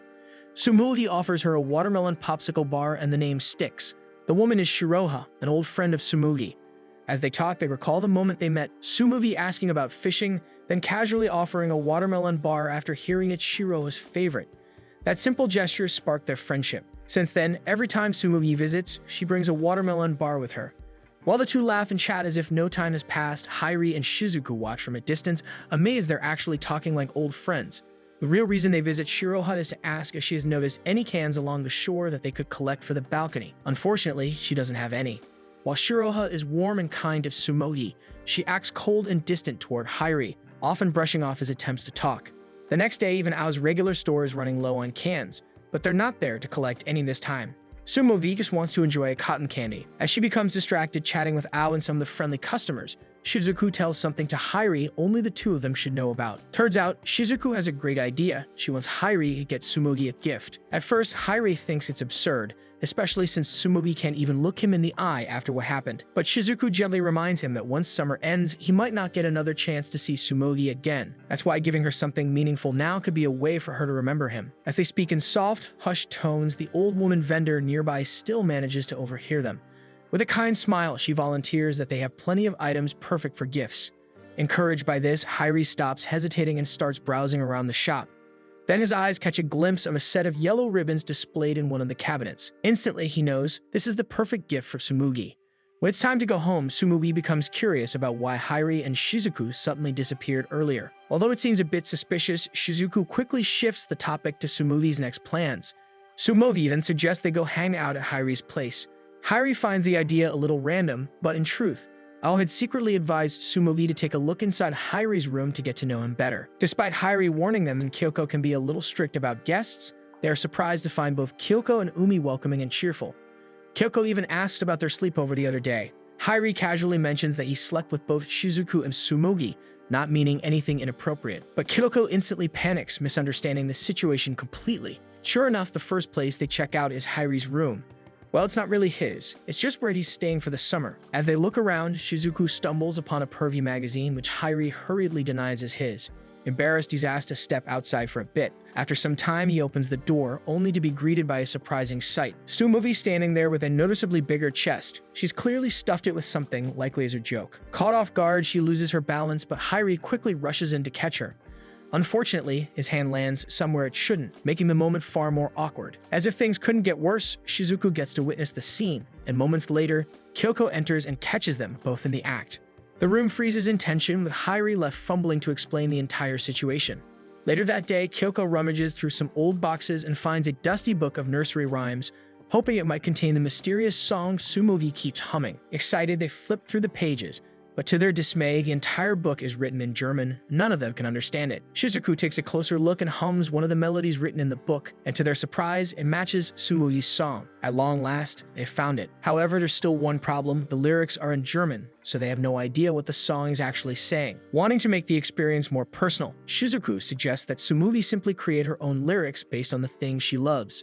Tsumogi pauses, thinking about what she truly likes, and as her eyes land on Hairi, her cheeks turn bright red in embarrassment. Before they leave Hairi's place that day, Shizuku leans in and casually warns Hairi that they actually used his pillows to stuff Tsumogi's chest earlier. The thought alone makes Hairi visibly flustered. To shake it off, he shouts his own name out loud, trying to snap himself back into composure.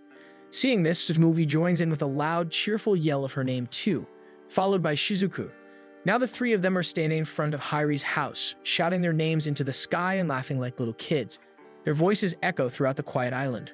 Far away, Shiro hears them while fishing in the ocean.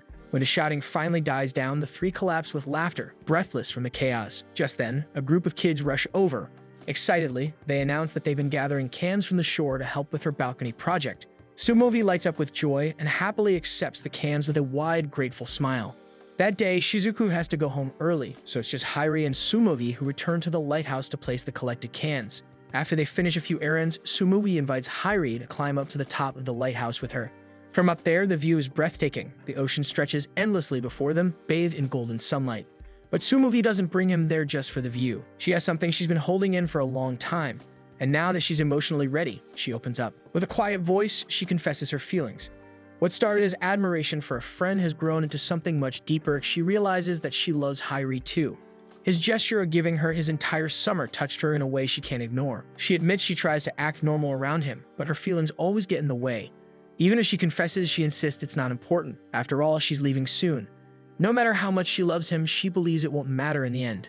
Hairi notices the tears silently falling down Tsumogi's cheeks. She's frustrated by how complicated everything is. But instead of letting the moment break them, Hairi gently reassures her. He tells her that saying goodbye doesn't make everything meaningless. Even if they're apart someday, their feelings will still be real. Tsumogi is relieved to hear this. So at that moment, the two finally and properly confess their love to each other. When Hairi returns home that evening, Kyoko immediately notices how unusually happy he looks. Meanwhile, Tsumogi, alone in her room at the lighthouse, hums her favorite song with a soft, dreamy smile. Later, while Kyoko tries to lift a heavy box, Hairi steps in to help. In the process, he accidentally knocks over a stack of old photos. As he picks them up one by one, his hand pauses. Among them is a photo of Tsumogi. It's clearly old, her clothing is dated. Hairi wanted an answer, but he could no longer ask for one because from that moment forward, they never saw Tsumogi ever again.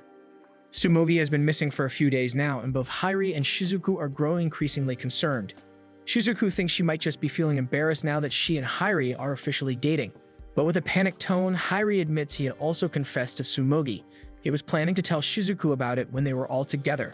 But Tsumogi's sudden disappearance left him no chance. Shizuku expresses happiness for them, but before the conversation drifts further, they refocus on their goal, finding Tsumogi. The only place they've known Tsumogi to live is the lighthouse. Beyond that, neither of them knows where she actually lives. Even Shizuku, who often met her there, has never been to her real home. This realization makes Hairi pause. His hand slips into his pocket, brushing against something small. But he quickly brushes the thought away, hides the object once again, and looks forward quietly. The two continue their search for Tsumogi and eventually come across the store where Hairi requested a set of blue ribbons as a gift for her. By chance, the ribbons have just arrived and Hairi receives the ones he had waited for. But more than the gift, Hairi's real purpose is to ask about Tsumugi. The old woman's response takes them by surprise. She says it's possible that Tsumugi was spirited away. Confused, the two press her for an explanation. The vendor recounts a tale from decades ago. A young blonde girl once vanished without a trace, sparking a huge search across the island. Despite everyone's efforts, she was never found. She even remembers a young boy about Hairi's age who searched desperately for her. He was said to be the lighthouse keeper. However, beyond the story, there is nothing more the woman can offer. The only person who might have known more is Kato, who has already passed away. Walking away from the old woman's store, Hairi and Shizuku talk about how strange her story sounded. As they walk, Hairi pulls out an old photo from his pocket and shows it to Shizuku. To her surprise, the girl in the photo is clearly Tsumugi, wearing traditional clothing from decades past. After hearing the vendor's tale, Hairi can't help but wonder if the girl in the story was really Tsumugi. Everything seems to line up. The photo is aged and Tsumugi vanished without a trace, just like the girl from the past. Looking closely at the photo, Shizuku points out something else. The structure in the background is familiar. It's the old ancestral house on the cliffside, the same one they visited during Hairi's tour around the island. Intrigued and desperate for answers, the two decide to return to the house, thinking it might be Tsumugi's old home. When they step inside the house, Hairi and Shizuku call out, but no one answers. The place feels undisturbed. As they explore, they find a girl's bedroom filled with old stuffed animals neatly arranged. The room feels oddly familiar. Shizuku searches the place and eventually spots an old diary on top of the desk. Opening it, she realizes it belongs to Tsumugi. Together, Hairi and Shizuku read through the pages. The entries reveal a lonely past. When Tsumugi first started school on the island, her classmates ignored her for the unusual color of her hair and eyes, which is why she spent most of her time with her stuffed animals, who became her only companions. Each day passed with her being ignored, and one day, tired of being invisible, she decided to do something to finally be noticed. Tsumugi once tried to gain attention by mimicking the Namahagi monster, chanting its lines in front of her class. Instead of admiration, it only made her more ignored. Yet someone eventually became her friend, Kato, a girl who also loved stuffed animals. From there, Tsumugi made more friends and gradually found a sense of happiness on the island. But as Shizuku read further, she discovered something startling. Tsumugi had planned to elope with the lighthouse keeper. They had fallen in love, but her parents disapproved of their relationship. Unable to bear the restrictions, Tsumugi made a difficult decision to leave the island and her parents for good. The two were set to meet in the lighthouse the next day, and her last diary entry was a letter to her parents, apologizing and asking for their forgiveness. Still, something doesn't add up. The old woman said the lighthouse keeper searched desperately for Tsumugi too, which means she never actually left the island with him. The thought unsettles both Hairi and Shizuku, thinking the story about her spiriting away can be true. Hairi can't shake the feeling that their Tsumugi may have been spirited away too. But before he can voice his thoughts fully, Shizuku spots another note in the back of the diary. It seems to be written by another person. In it, the writer urges the people of the island not to forget her. She pleads for Tsumugi to be remembered. They left the house more confused than when they arrived. Shizuku clings to fear, uncertain of what any of it means. But suddenly, a realization strikes Hairi. Without a word, he rushes off, leaving Shizuku frozen in place. Hairi runs straight to the lighthouse, where Tsumugi's stuffed animals remain untouched, as if patiently waiting for her return. He speaks to them, voicing his worries and longing. Then, without warning, a blinding gust of light surrounds him and pulls him in. When Hairi opens his eyes, he's still in the lighthouse, but everything feels different. As he steps toward the window, his breath catches. The world outside is surreal, a vast field of blooming flowers stretching endlessly, and butterflies flying through the air. Hairi tries to escape through the door, but it won't budge. Desperate, he climbs the lighthouse stairs to the gallery, hoping for another exit, but every time he reaches the top, he finds himself back at the starting point. The place traps him in a looping maze. He repeats the process, clearly frustrated, until someone suddenly appears before him, Tsumugi. But this isn't the Tsumugi he knows. It's the one from the old photo. Her face is the same, but her clothing and actions feel different. Still, when he speaks to her, she answers to the name. To test his suspicion, Hairi softly chants the Namahagi monster's words, the very same ones Tsumugi once mimicked in her classroom. The girl's eyes widen in recognition. That moment confirms it. He too has been spirited away, just like her. Hairi learns from Tsumugi that the only way to return home is to shout it out loud. It's a strange trick, but according to her, it has worked for others who were trapped in this same situation. However, Tsumugi herself never got the chance to leave like them. Everyone who ends up here is held back by something, though they never truly understand what it is until much later. As they talk, Tsumugi becomes curious about the other Tsumugi, the one Hairi knows. Their conversation slowly drifts to her own past. She recounts the day she was supposed to elope with the lighthouse keeper. Torn between love and family, she couldn't make a decision. To go with the man she loved meant abandoning her parents and the island forever. Fear overtook her indecision, and before she could choose, the mysterious light took her away. Since then, she's been stuck in this place.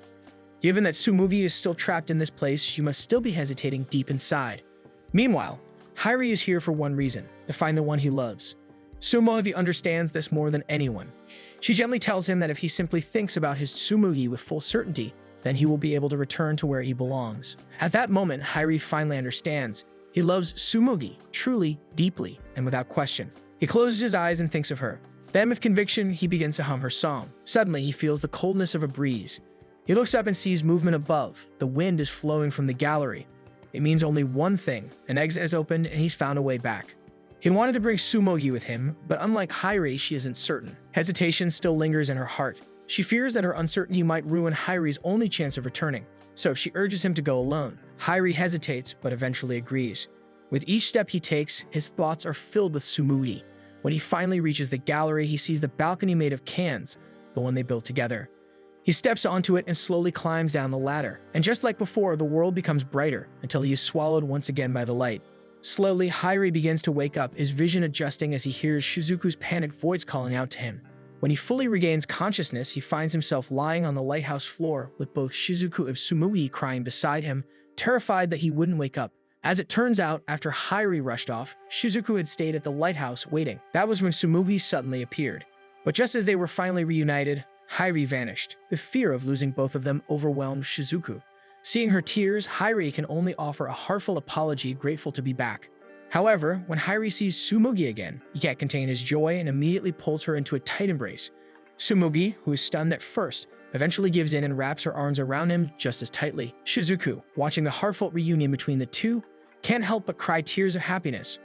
Hairi is surprised to learn that he had disappeared for an entire day. As he tries to recall where he had been, the memories begin to blur and fade, until eventually he remembers almost nothing. But one thing remains clear in his mind: he saw someone who looked just like Tsumugi, only dressed in traditional clothing. When Hairi gets home that night, he brings Tsumugi with him.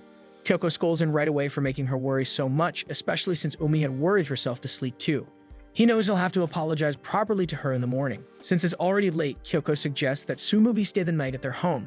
Later, as Hairi prepares to sleep, a shadow appears by his door. It's Tsumugi, wanting to talk before they drift off. He lets her in as she quietly sits in front of him. Tsumugi then admits something she's been holding back. When she says she was leaving, it wasn't in the way he might have imagined. It wasn't just going abroad or moving away, it was something different entirely.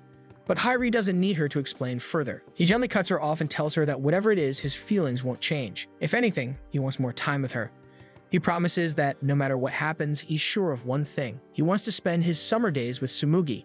Touched by his words, Tsumugi can't hold back her tears. She quietly cries, admitting that she too wants to stay with Hairi forever. After a moment of silence, Hairi confesses something. He remembers meeting someone while he was gone. It was Tsumugi, the one from the old photo. Apart from that memory, everything else has faded. But that one encounter stayed with him. Tsumugi listens closely. She's happy to hear this, relieved even. This stirs a memory in Hairi. He recalls the first time he met Tsumugi at the lighthouse. Back then, she mentioned she was looking for something, herself. Now he wonders if what she truly meant was that she was searching for the Tsumugi who had been spirited away. Tsumugi quietly confirms it. Yes, that was her reason all along. That's why she must leave after summer. She needs to return to Tsumugi. Now that Hairi has found her, she can finally come home. But to Hairi, this feels painfully unfair. If Tsumugi leaves, then he will be the one left behind, forced to live with the loneliness she leaves in her place. Still, Tsumugi insists. Even though she will miss Hairi just as much, what he's asking of her is selfish. It would only confuse her, and if that happens, she'll no longer know who to choose. At that moment, Hairi remembers the gift he had prepared for her. Quietly, he takes out the blue ribbon and offers it to Tsumugi as a symbol of his feelings. Tsumugi's eyes widen with joy. She loves it. Without hesitation, she ties it into her hair. Seeing how beautiful she looks with the ribbon, Hairi can't help but stare. Then, slowly, he leans forward and kisses her gently. That night becomes a treasured memory for both of them. But as they hold each other and they know it's already 1 week before August 31st, their love story is just beginning, but their summer is almost over. Hairi wakes up the next morning with Tsumugi asleep beside him, the memories of the night before still vivid in his mind. As he turns toward the door, he catches a glimpse of someone peeking in. It's only Shizuku, who had been quietly worrying they might vanish again without warning. Relieved, Hairi invites her inside. Shizuku walks over to Tsumugi and softly shares something she recently discovered. Through Tsumugi's diary, she's learned the true meaning behind her words about going back. her real purpose for being here. But Hairi doesn't want to hear it. Whatever the truth is, he no longer cares. What matters to him now is making the most of what little time he has left with Tsumugi. He begins to suggest a bold idea, but before he can say more, Tsumugi stirs and opens her eyes. She smiles gently, seeing her two closest friends together. But time is slowly passing by, and before they know it, it's already the 24th of August. Once they're finally outside, Hairi puts his bold idea into motion. With a wide grin, he greets Tsumugi with a cheerful, happy new year. Pretending it's the first day of January, his plan is simple: to live out an entire year's worth of memories within the few days they have left of summer. Holidays, birthdays, festivals, everything packed into the time they still have. Shizuku instantly loves the idea, imagining how they could celebrate Halloween, Christmas, and more like it was all real. Tsumugi, at first hesitant, is quickly comforted by their warmth and excitement. Encouraged by Hairi and Shizuku's enthusiasm, she chooses to embrace it. From that moment, the three decide to live their summer as if it were a full lifetime. They head to the shaved ice store and enlist the help of O and Shiroha. Shiroha isn't sure at first why she should join, but a taste of a watermelon popsicle convinces her without much effort. To everyone's surprise, the idea quickly catches on. Their plan is met with support from the townspeople, who respond with unexpected excitement and positivity, eager to help make each day unforgettable. Later that day, Shizuku and Hairi walk side by side, quietly discussing how to bring their plan to life. As they go over the details, Hairi brings up another idea. On the final day of August, they could throw a birthday party for Tsumugi, a surprise celebration meant to make their last day together more meaningful. Shizuku agrees, and with that, their final week is set into motion. They spend their days creating a year's worth of memories. They go fishing in the ocean under the bright summer sun, pretending it's the peak of the season. They celebrate Valentine's Day, exchanging gifts as lovers. They even create fake snow, letting artificial flakes fall gently despite the summer heat. Each day becomes a celebration of a different season or holiday, all squeezed into their final week together. As the week nears its end, they head out for one last camping trip. They gather around the bonfire and put on their Halloween costumes. That night, they gather together and look up at the stars. Beneath the night sky, Tsumugi's quiet smile says it all. She is deeply, truly happy. Until the 30th of August arrives and they decide to celebrate Christmas together. Tsumugi prepares small presents for both Shizuku and Hairi. To their surprise, she gives each of them a spare key to the lighthouse. With those keys, they can always return to the place where their memories began, even if she's no longer there. Hairi chuckles and teases her for being so bold, saying it's quite straightforward of her to give her boyfriend a spare key. Then Shizuku pulls out a pink box tied with a ribbon and hands it to Tsumugi. As Tsumugi unwraps the gift, her eyes widen in disbelief. It's a bikini. The three of them burst into laughter, joking around about it and letting the joy of the moment carry them. But in the middle of their laughter, Tsumugi suddenly breaks down in tears. She cries like a child, unable to hold back the emotion. It isn't the gift, it's the reality that this summer is nearing its end. She doesn't want to say goodbye, doesn't want to leave. She wants to stay right here with the people who made her final summer feel like an entire lifetime. Seeing her friend in distress, Shizuku gently embraces Tsumugi to offer comfort. Tsumugi worries about what will happen tomorrow, but Shizuku reassures her with soft certainty that no matter what, they will enjoy each day. Although it's only a small lie meant to ease her heart, Hairi supports Shizuku's words, hoping to lift Tsumugi's spirits. Tsumugi wipes her tears, slowly regaining composure, though she still struggles to believe how much they truly care for her. But the answer is simple: they love her. They want her to smile, even if only for a little longer, and Tsumugi, in return, cherishes both of them deeply. But no matter how hard they try to stretch time, the inevitable arrives. When the clock passes midnight, summer break enters its final day. It is now August 31st. The next morning, Shizuku excuses herself, saying she needs to prepare something and must head home early. She leaves Tsumugi in Hairi's care. Although Tsumugi wants to spend more time with Shizuku, there's nothing she can do. So as Shizuku walks away, Tsumugi quietly watches her go, eyes brimming with tears. Hairi and Tsumugi remain standing in silence until a sudden gust of wind blows through. Hairi instinctively shields his face and closes his eyes. But when he opens them again, a wave of dread washes over him. Tsumugi is gone. Panic rises quickly in his chest as he spins around, searching the area in fear that he lost Tsumugi already. Just as the fear begins to settle in, he looks outside again, and there she is. Tsumugi stands there as if nothing happened. Hairi is relieved to see Tsumugi standing there safe. He longs to hear her say how much she loves him one last time, to remember everything, even her voice. Tsumugi feels the same and silently urges him to do the same. So they exchange their I love yous. Hairi then embraces her tightly in front of the lighthouse. That night, when the clock strikes 7, Hairi begins to speak about something that is about to happen. Though Tsumugi tries to understand, his answers remain vague and elusive. At first, she thinks he's simply being mean, but when he gently takes her hand, leads her outside, and opens the door for her, she finally realizes what he means. Outside, the lighthouse is glowing with the soft light of countless candles, forming a path that stretches out before them. It is a surprise birthday celebration for Tsumugi. Since it's her final day on the island, they want her to have a lifetime's worth of candles to blow out. She is stunned by the sheer number, wondering how they managed to gather so many. It turns out they didn't do it alone. The youth group from the island also helped, crafting each candle from cans they had collected over time, eager to make Tsumugi's last summer unforgettable. Hairi reaches out his hand and Tsumugi gladly takes it. Together, they walk down the candlelit path. In that moment, she feels overwhelmed with gratitude for the friends she has found and the memories they created. The candles stretch far and wide, reaching even to the seashore where Tsumugi and Hairi sit together. There, they quietly talk about her past. As it turns out, the Tsumugi from long ago was once her friend. The song she always hums is the same song that Tsumugi used to sing back then. However, she never had many friends, so she rarely had the chance to share it with anyone. Stuffed animals had been Tsumugi's best friends until she met Kato, who became her closest companion. Later, she fell in love with the lighthouse keeper. Together, they planned to flee the island. But before they could, she vanished. It turned out that Tsumugi had read her diary, which was how she learned all of this. The final entries, written in a different handwriting, were her own. She had sworn to keep the original Tsumugi's memories alive. She held on to the hope that one day the real Tsumugi would return. Until then, she would take her place. She did all of this so that no one would ever forget her again. But despite her efforts, each time she asked people about Tsumugi, they seemed to have already forgotten. As time passed, fewer and fewer remembered her at all. Until one day, Kato found her and gently advised her to start doing what she truly wanted. But the truth was, she didn't know what she wanted yet. It was then she decided to make friends of her own before the real Tsumugi returned, because if that day came, she knew she would have to leave.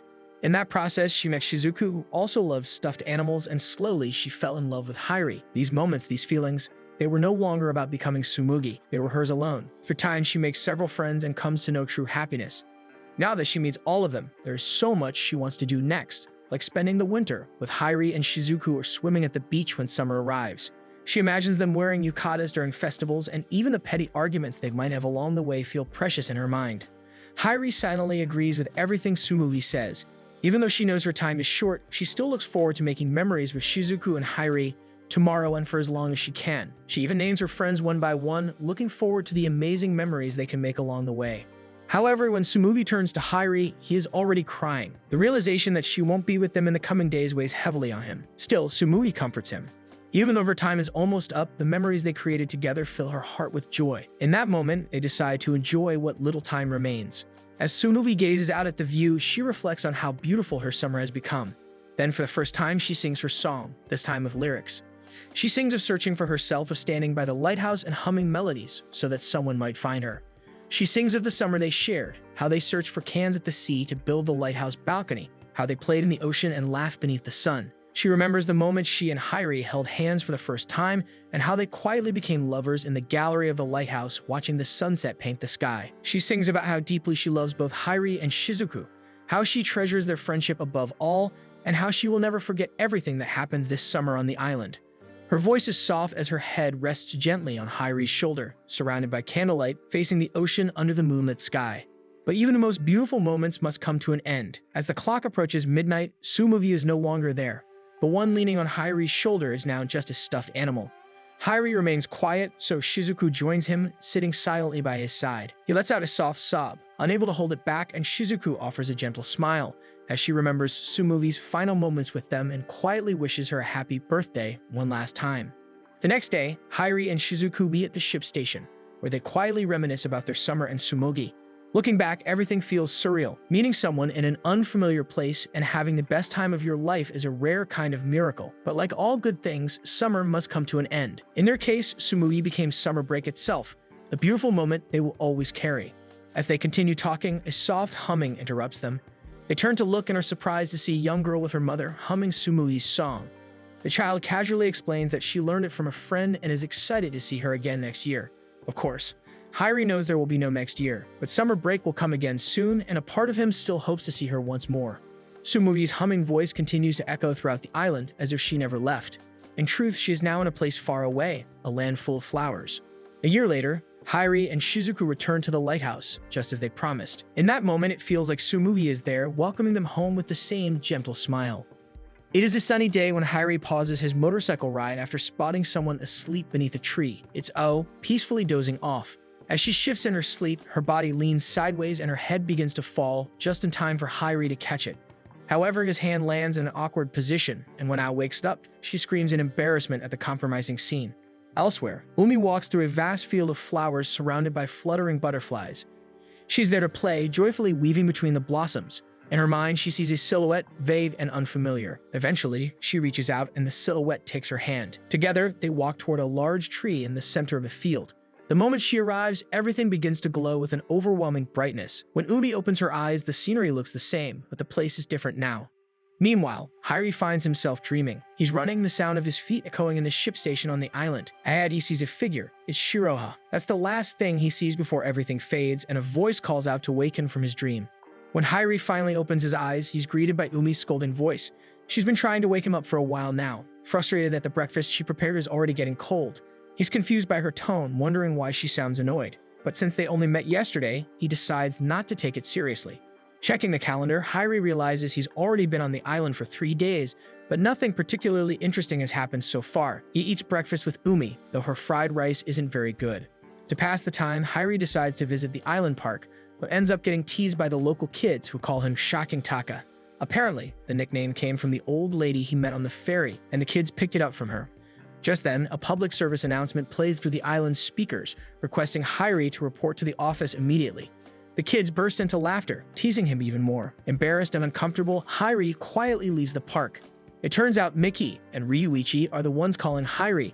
They're planning to throw him the welcome party, a tradition they follow for every visitor who arrives on the island. After explaining this, Miki playfully splashes Ryuichi with his water gun, soaking him as he lies shirtless on the ground. Hearing about the party, Hairi decides to bring someone along. Miki doesn't mind at all. On this island, everyone is eventually treated like family. Hairi invites Umi to the welcome party, and though she's hesitant at first, he convinces her to come so she can get to know the islanders better. Later that night, they arrive at the restaurant reserved by Miki and Ryuichi, where confetti showers them the moment they walk in, covering their faces completely. O attempts to introduce herself, but when Hairi takes off the confetti from his face, she immediately recognizes him from their earlier encounter. She brings up the awkward situation under the tree, accusing Hairi of trying to take advantage of her. Hairi panics, trying to defend himself and explain what actually happened, but Ao continues teasing, escalating the laughter and teasing from their friends. Embarrassed by the situation, Umi steps away from Hairi and tries to avoid him. After the chaos settles, Hairi formally introduces Umi to everyone. Wanting to contribute, Umi takes out the fried rice she prepared and offers it to the group. The others compliment her cooking and polite demeanor, but Umi seems uncomfortable with the attention, quietly avoiding further conversation. Despite her unease, the lively atmosphere of the island party continues around her. Throughout the night, the friends enjoy themselves, drinking, eating, dancing, and fooling around with one another. Laughter fills the room until eventually everyone is full and satisfied. While the rest remain preoccupied, Ao quietly approaches Hairi. Ao shares that she has known the others since they were children, and that they've all been part of the same youth group. Hairi feels a bit envious as there's nothing like that back in his hometown. Seeing this, Ao suggests he join their group while he's on the island. After all, he is their Grandma Kato's grandson, so he is more than qualified. Still, what captures Hairi's curiosity most is Shiroa's absence. Ao admits she invited her, but Shiroa refused. She's incredibly shy, Ao says, and advises Hairi not to mess with her. Once the party ends, Hairi walks home carrying Umi, who has already fallen asleep. Ao follows them, concerned the two might get lost. Though she pretends she's only doing it for Umi, Hairi offers to walk O home next after putting Umi to bed. Ao insists she doesn't need help. She knows the island well and won't get lost, and even if she is a girl, the island is considered safe. Unbeknownst to them, Shiroha watches quietly from a distance, observing the three as they walk. The next morning, Umi prepares her usual fried rice, but this time it turns out too sweet. Even she doesn't seem to like it, so she asks Hairi to pass the soy sauce. While doing so, she accidentally calls him Dad, though Hairi doesn't think much of it and brushes off casually. Later that day, Hairi rides his motorcycle around the island again, still not being able to help clean up the shed. Along the way, he passes a small shaved ice stand and is intrigued to stop. The vendor suggests he enjoy the treat inside the shop's living room for a better experience. He follows the suggestion and steps inside. While exploring, he mistakenly opens one of the side rooms, only to find Ao inside, mid-change, her skin barely covered.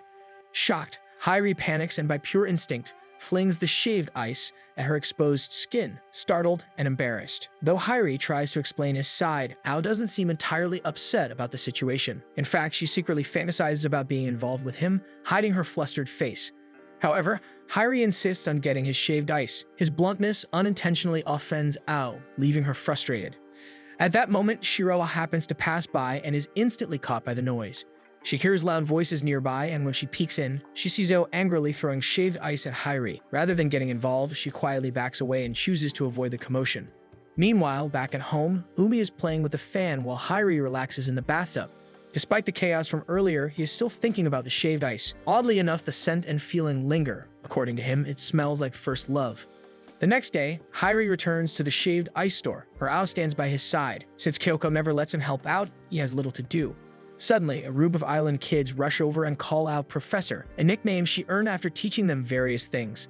Hairi tries to tease her with a sulky face, but the mood shifts when the kids also call him Shocking Taka. The name continues to spread among the children, making him increasingly uncomfortable. Ao, amused, throws the teasing right back at him. Trying to save face, Hairi accepts the kids' appraisal-off challenge. Ao volunteers to be the adjudicator. As the day ends, the kids head home with big smiles. Throughout the game, Hairi presents strange items that Ao initially assumes are part of a strategy to lose on purpose. However, it turns out he's genuinely trying to win, which only adds to his frustration when he doesn't succeed. That night, deep in the forest, Ao walks alone under the trees, a torch in hand and her pet Inari trailing in front of her as well. The next day, Hairi returns for shaved ice and immediately notices Mickey and Ryuichi nearby. It turns out they're busy planning for the upcoming festivals. The island hosts two major events, the Sea Festival and the Mountain Festival. The Sea Festival draws in tourists, so they encourage Hairi to experience it firsthand. In contrast, the Mountain Festival is more traditional and rooted in local customs. As they continue talking, Ryuichi suddenly shifts the topic to Starbucks. Hairi tries to explain what he ordered there, but Ao misinterprets it as something suggestive. Caught off guard, Hairi turns to the others and jokingly asks if Ao is a pervert. Much to her dismay, Mickey and Ryuichi agree without hesitation, while Ao loudly protests in defense. On the other hand, Tenzin is playing tennis with Inari but struggles to win against her, growing increasingly frustrated with each failed attempt. Ryuichi and Mickey, watching from the sidelines, sigh at his persistence before deciding to leave for other errands. Mickey comments on how often Hairi visits them lately. He's clearly becoming more comfortable around their group. Before parting, Mickey casually tells Hairi to take care of Ao, a comment Hairi doesn't quite know how to act on. A while later, Ao emerges from the shaved ice store, yawning from exhaustion. She tells Inari it's time to head home. Hairi takes notice of how worn out she seems, and Mickey's earlier words finally make sense to him. As they walk back together, Hairi observes how Ao begins to doze off while walking. Her speech becomes mumbled and incoherent until she stumbles, nearly collapsing from exhaustion. Hairi quickly supports her, preventing her from falling. As he steadies her, he notices a round ornament in her hair. He compliments its beauty and asks if he can touch it, but the simple comment causes Ao to misinterpret his intentions again, flustered by whatever thought runs through her mind. As Hairi reaches out to touch it, he admires the bead in Ao's hair, thinking it's made of glass. She corrects him. It's called a tambadama. Only then does Ao realize Hairi was genuinely talking about the bead and not anything inappropriate, which offends her further. She pushes him away in frustration. Despite her sharp tone, Hairi insists on walking her home. With no energy to argue, Ao continues the walk beside him. Curious about her exhaustion, Hairi asks why she's been so sleepy. She explains that her duties have started. Her family is responsible for the upcoming mountain custom. Hairi assumes she must be some kind of important figure, like a priestess guarding the island. But in reality, Ao clarifies her role isn't that grand. She simply wanders the island with a lantern every night, with no superpowers or anything like that. Hairi expected something more profound, so Ao's simple answer disappoints him. She explains that she's the only one in her family allowed to perform the custom, which raises concern for Hairi. If anything happens to her, there would be no one with her. But Ao insists the island is as safe as it can be. Hairi's concern makes Ao wonder if he's falling in love with her, but he quickly denies it. They continue teasing each other along the way. The next day, Hairi returns to the shaved ice shop hoping to see Ao, but is greeted by the old lady instead. She informs him that Ao is out for a checkup and won't be around for today. Disappointed, Hairi takes a seat and waits until time passes, but Ao is still not in sight. That night, while Hairi is lying in bed and trying to fall asleep, the sound of mosquitoes keeps bothering him, prompting him to swat at the air. He misses, but as he turns to his window, something catches his eye, a faint glow in the middle of the mountains. Remembering Ao's words, he wonders if it might be her. Driven by curiosity, he grabs a flashlight and makes his way toward the glowing light. Upon finding her, he doesn't reveal himself immediately, choosing instead to observe from a distance. He follows her quiet steps through the forest. Suddenly, a glowing butterfly appears. Just as Ao is about to get a hold of it, Hairi, astonished by the beauty of the moment, unintentionally makes a faint sound. Startled, Ao turns and the butterfly flutters away. When Ao faces Hairi to confront him, he dodges her questions and instead asks about the glowing butterfly. Her eyes widen in surprise, shocked upon learning that Hairi can also see the Shichie Chu, which is the glowing butterfly. Ao is having a flashback back when she was still younger. She seemed to be arguing with someone identical to her. They are in the woods, she screamed and shouted, and eventually ran away. While doing so, she dropped the Tambadama bead, which the other person picked up and held close to her heart. Back in the present, Hairi is having breakfast with Umi, but he seems to be distracted by what he saw last night.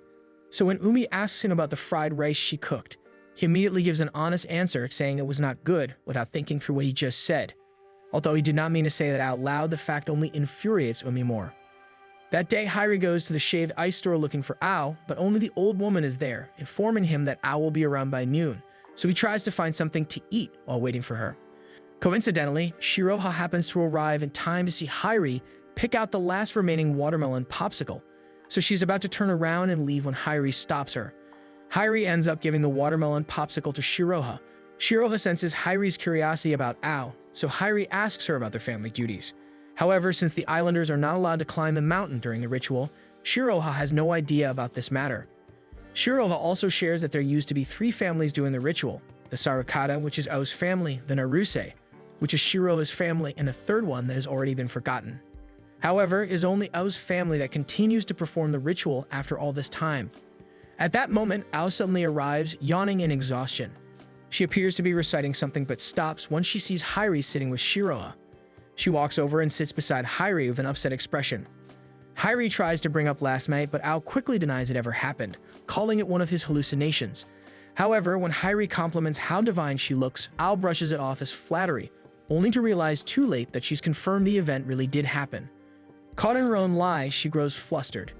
The two begin to bicker and nag at each other, their voices growing louder in petty disagreement. Finally, Ao admits defeat and warns Hairi not to go to the mountains at night, at least show some respect for the island's customs. Then she lets out a big yawn, which Hairi notices.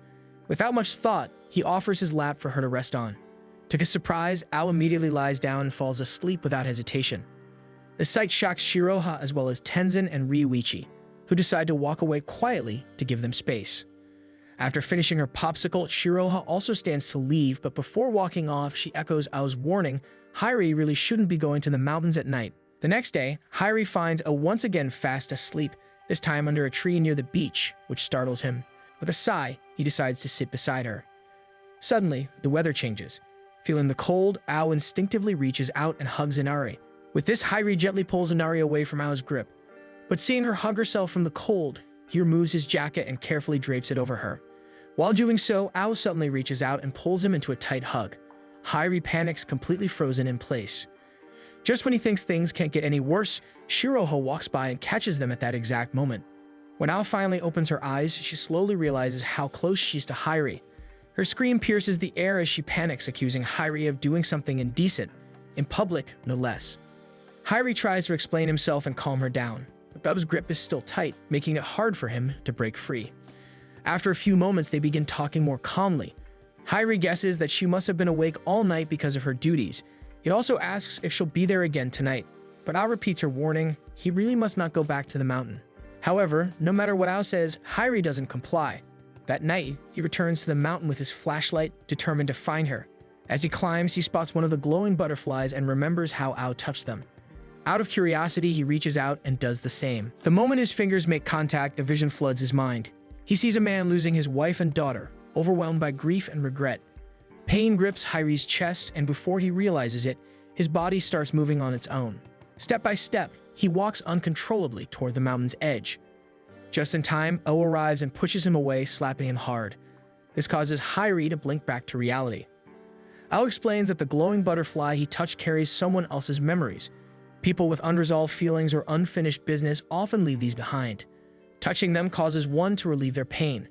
She tells him these butterflies are usually visible only to animals or people who are emotionally sensitive, so she must guide them to return these lost memories to where they belong. Ao escorts Hairi to the end of the mountain trail, hoping he can find his way back home safely from there. She still has work to do and cannot leave just yet. Concerned by how dangerous it is, she tells Hairi not to return, but he remembers that Ao touches the butterflies too. Ao explains that she's built a tolerance after doing it for so long, it no longer affects her. Although touching the butterflies is no longer part of her formal duties, there's still one memory she wants to find, which is why she keeps doing it. Hyrie asks if it's worth risking her safety, but Ao doesn't give a direct answer. Instead, she looks at him quietly and asks if he has time tomorrow. The next morning, they visit someone at the hospital. Her name is Ai, Ao's older twin sister who has been confined there for some time. She lies unconscious, but even so, Ao speaks to her gently as if she can hear everything. It turns out Ai was in an accident and has been asleep ever since. Recalling their conversation from the night before, Ao tells Hyrie that the memory she wants to find belongs to Ai.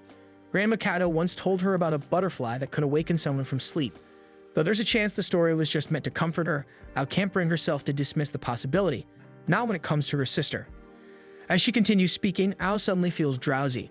She leans against Ai's bedside and falls asleep beside her. Hyrie, watching quietly, notices something. Ai has a Tambadama bracelet tied to her hand just like Ao. He stays silent, observing the two of them, and then turns his gaze toward the mountain. That night, Hyrie returns to the mountain and greets both Ao and Inari, ignoring Ao's constant reminders and scolding. Despite the danger of searching for memories, Hyrie insists on staying with her. Ao jokes that he must be falling in love with her, to which Hyrie surprisingly admits he might be. The response catches Ao off guard, and even Hyrie seems shocked by what he said. But Ao gently tells him she can't think about things like that right now. Her focus remains on her family duties and caring for her sister, nothing else. Hyrie doesn't see it as a problem at all. In fact, he finds a loophole in the situation. Since islanders aren't allowed to climb the mountain due to their customs and he isn't an islander, he can freely go. His answer flatters Ao, so she agrees to let him tag along on the condition that he stays close to her at all times. From then on, Ao, Inari, and Hyrie begin their nightly strolls through the mountain in search of Ai's memories. They explore every night, returning each day to work at the shaved ice store, completely exhausted. Ao touches one glowing butterfly after another, hoping to glimpse something connected to her sister.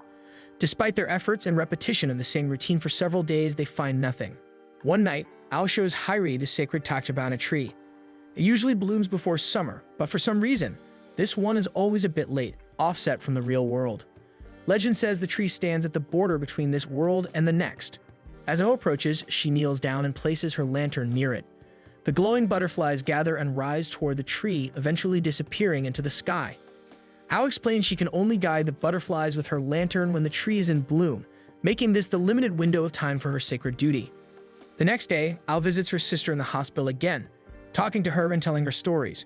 Hyrie questions this, but Ao explains that it's because her sister might remember everything when she wakes up, so it's like they're just hanging out with each other.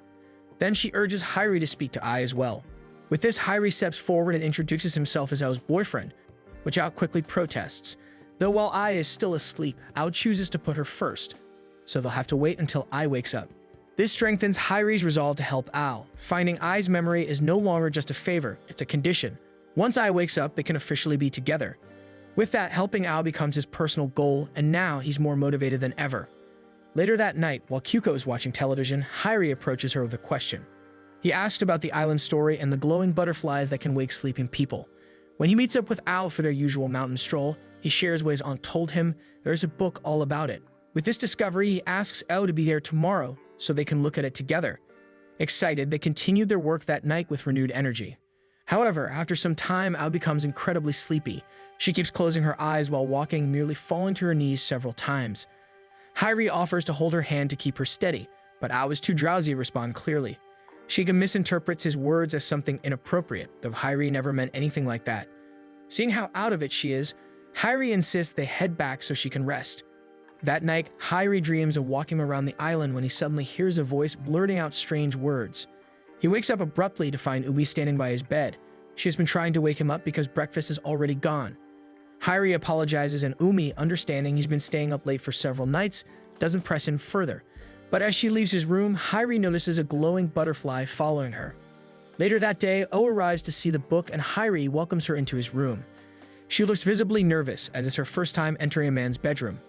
Hyrie quickly retrieves the book he mentioned the day before and hands it to her. He admits he couldn't read it because the text is too old, but O flips through the pages with ease, understanding the contents as if she's seen them before. Ao recognizes the writing as from the Tempo era, explaining that she's learned many things after witnessing people's memories for so long. She continues flipping through the pages until she finds a passage on how to return a memory to a sleeping body. Overwhelmed with joy, Ao impulsively hugs Hyrie in celebration. Though she doesn't reveal all the details yet, she shares that the first step is to find Ai's memory among the glowing butterflies. Meanwhile, in her hospital bed, Ai's Tambadama bracelet loosens. The bead slips off and quietly falls to the floor. The following evening, Hairi is standing in a quiet forest clearing. Nearby, Ao extends a hand and lightly touches one of the butterflies. At that moment, she begins speaking words without meaning to, voices from deep within someone's memory. These words are embarrassing and personal. Then, without warning, Ao opens her eyes wide. Ao realizes that this kind of memory would be humiliating if the owner's parents knew about it. Hairi looks at Ao with concern, but is unsure what to say. Ao notices his gaze and becomes deeply embarrassed. She turns away a little and blurts out, "That's not Ai's memory." As Ao takes her walk, another glowing butterfly drifts close to her. She reaches out gently and touches it again, cautiously this time. Immediately, she feels something cold and frightening. She pulls back, startled, and she screams out loudly. Time passes and Hairi is sitting quietly beneath a large old tree. In his lap, Ao lies in a deep sleep. Hairi glances around and spots a butterfly flying overhead. He wonders aloud whether they can work faster if they join forces more carefully. Resolute, he reaches out and gently touches the butterfly. The memory belongs to a soldier, a harrowing flash of sorrow. He checks his watch again and again, waiting patiently. He waits for a woman he loves, the woman he planned to run away with. Time passes, but she never arrives. He keeps looking at his watch, hoping, but she never comes. The soldier believes she wanted to come, but something made it impossible. He does not blame her. Eventually, the soldier is called to war. He goes and dies far away, before she could reach him. Yet in his final thoughts, he still loves her deeply. Hairi returns abruptly to the present. Tears roll down his cheeks. A tear lands on Ao's soft cheek, waking her gently. She opens her eyes, sees Hairi crying, and recalls that she told him not to touch the butterflies. Ao looks surprised, concerned, and a little upset. They walk together through moonlit woods, carrying the glowing butterflies that they have guided. Eventually, they arrive at a place with huge, ancient trees.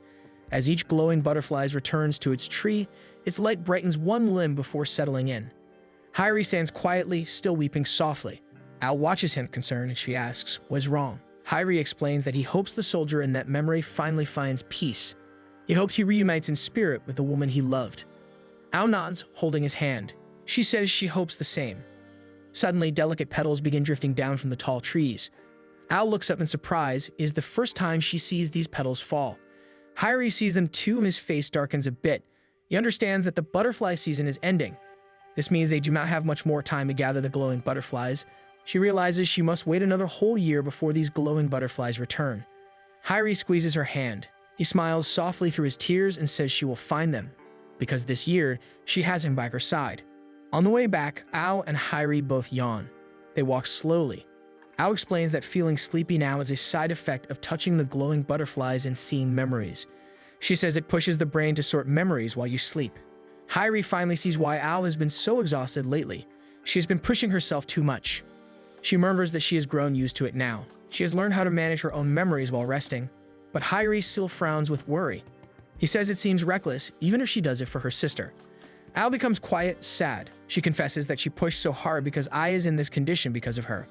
Then Ao tells a memory of the past. She says Ai was always better than her. Ai was smart. Ai was athletic. Ai even had better hands when they tried crafting beads. One day, their mother taught them how to make special beads to ward off evil spirits. These beads are meant for the Sorakato family girls when they grow up. Ao and I made beads together, but O's designs were always clumsy. She felt jealous one day and started crying. Seeing this, I quietly gave Ao her own bead and said to her, she likes it because she made it. That kindness stayed in Ao's heart. Ao continues telling, one day she saw a glowing butterfly in the sky. It was the first time she saw them. She chased it in excitement, but it flew away. She ran home and told her parents and I, but no one believed her. So one night she snuck into the mountains alone to search for the glowing butterfly again. In the dark forest, she was scared. Cold and alone, she sat down and cried quietly. Suddenly, a beam of light fell near her. She looked up to see I holding a small torch. I stood quietly, waiting for her. She told Ao to come home, but Ao refused. She hadn't found the butterfly yet. I tried to understand, but Ao became upset and yelled. She ran away. As she ran, she noticed Ai's expression. It was sad and worried. Ao realized she had never seen Ai look like that before. While fleeing, Ao dropped her bead. Then she tripped on a hidden branch and fell. She began crying again, shaken. But Ai found her, held her hand, and helped her stand. Ai guided her safely out of the forest. The next morning, O awoke with her parents at her side. Their faces were full of worry. She asked about Ai. Her parents told her Ai was found at the bottom of a cliff. She held Ao's bead tightly. She was gravely injured. They rushed her to a clinic nearby, but Ai never woke up again after that. Ao cries again.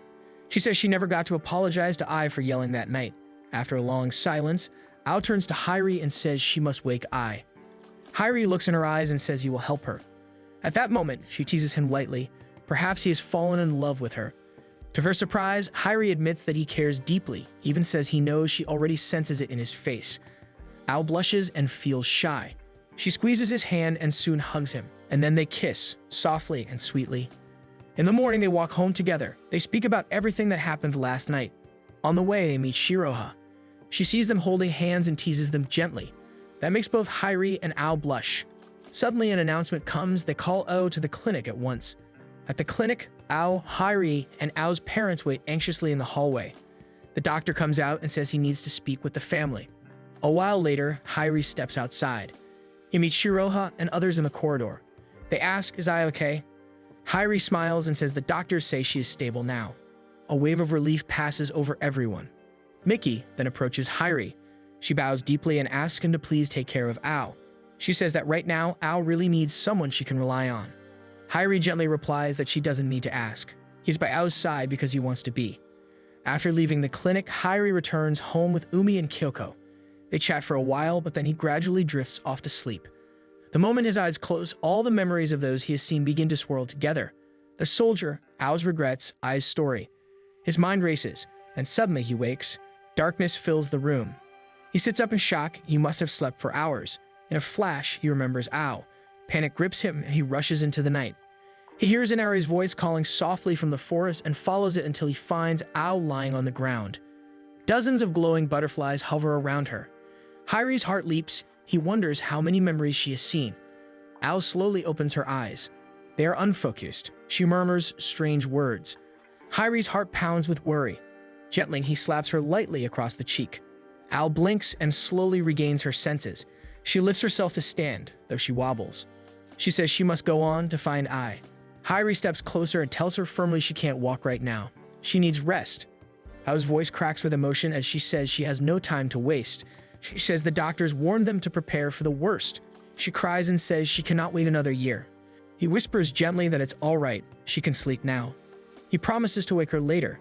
Hairi catches her softly before she falls. While Ao sleeps, Hairi gathers himself and looks at the glowing butterflies hovering near. He closes his eyes and quietly speaks to Ai, asking her to return and look at how hard Ao is working to bring her back. At that moment, Inari notices some butterflies drifting in toward Ao again. Hairi becomes fearful. He and Inari gently fly upward and guide those butterflies away. But then, a single glowing butterfly floats in from the other side and sends the others away. Hairi watches with wide eyes. This butterfly seems different. It is protecting O. He reaches out and touches it. A memory flows into him.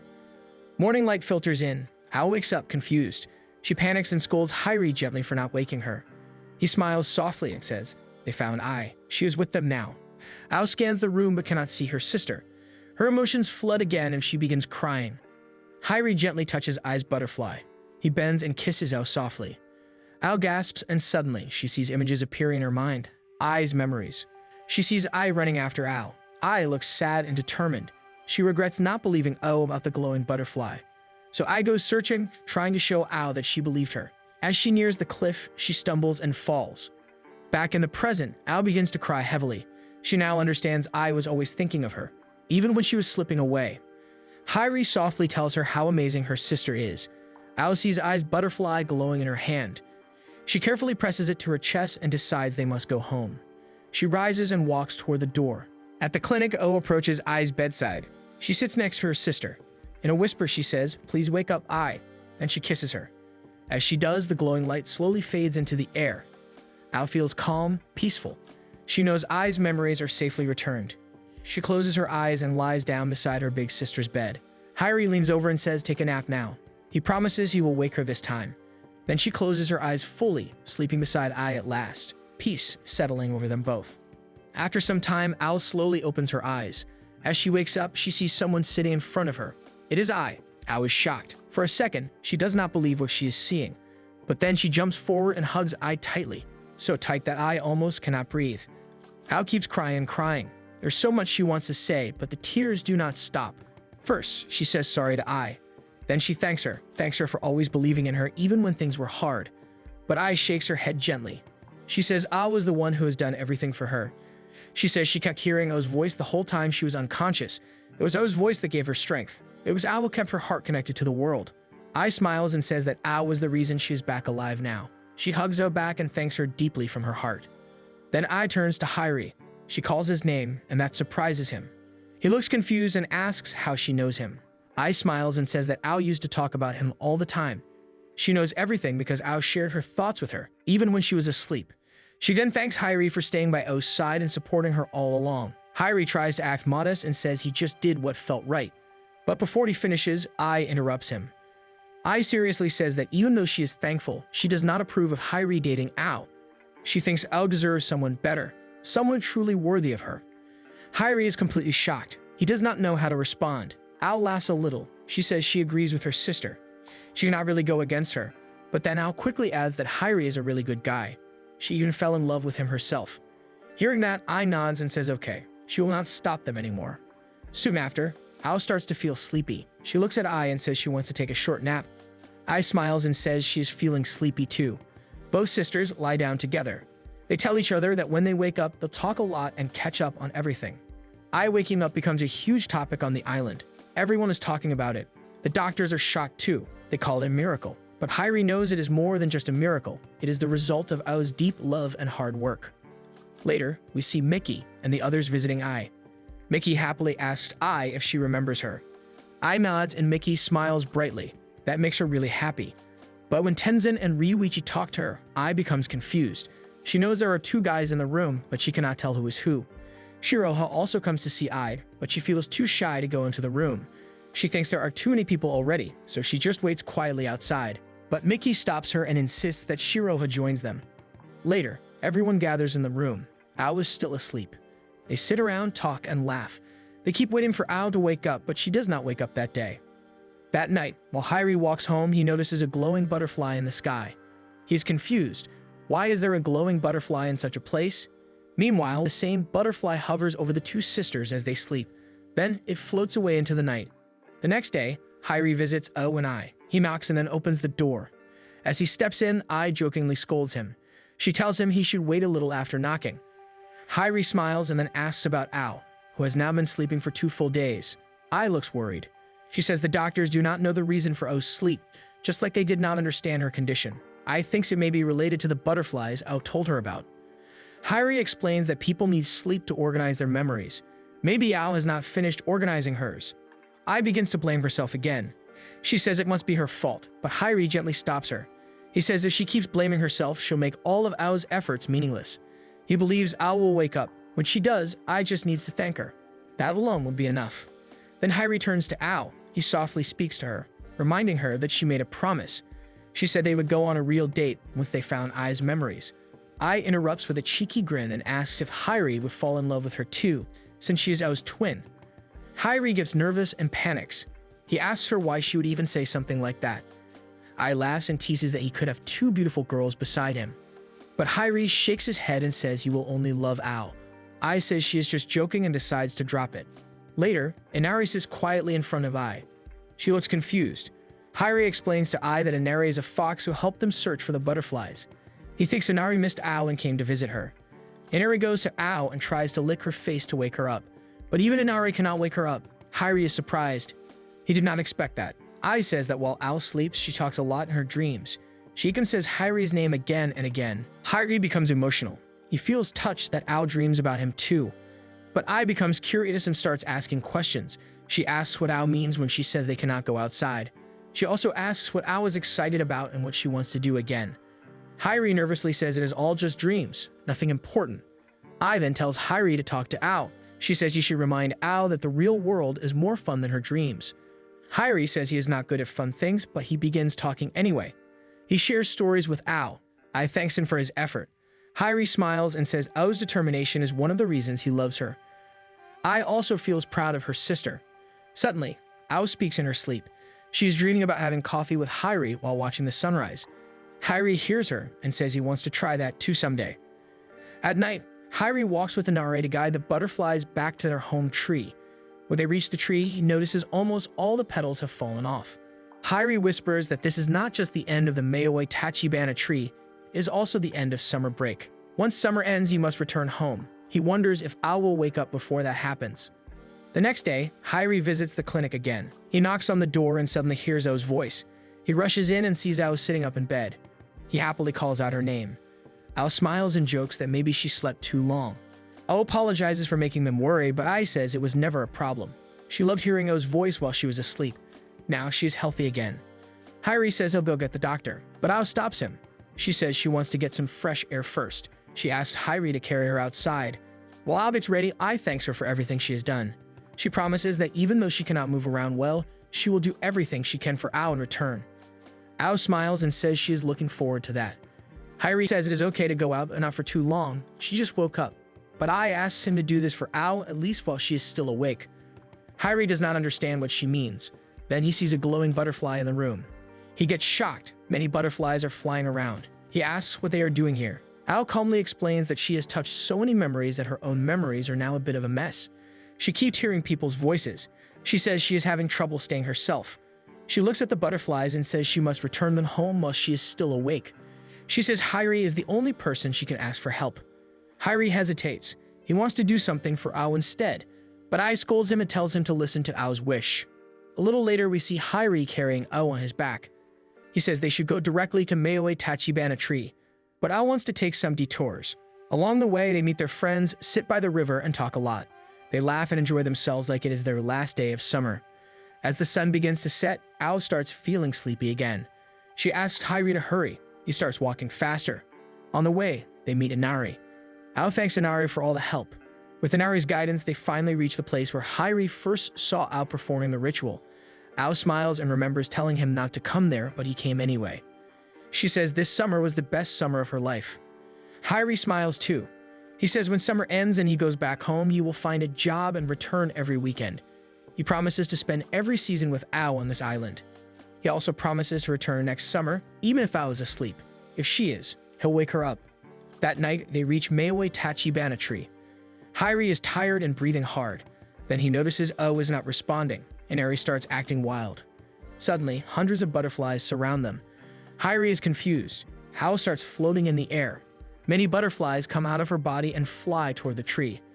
Hairi realizes that these are all the memories Ao cannot process in her sleep. He thinks that maybe once these memories leave her, she will wake up for real. Then Inari chases after a butterfly. Ao falls to the ground. Hairi runs to her and tries to wake her, but she does not respond. He worries that maybe she has lost her memories too. Hairi sees one glowing butterfly nearby. He chases it, touches it, and enters Ao's memories.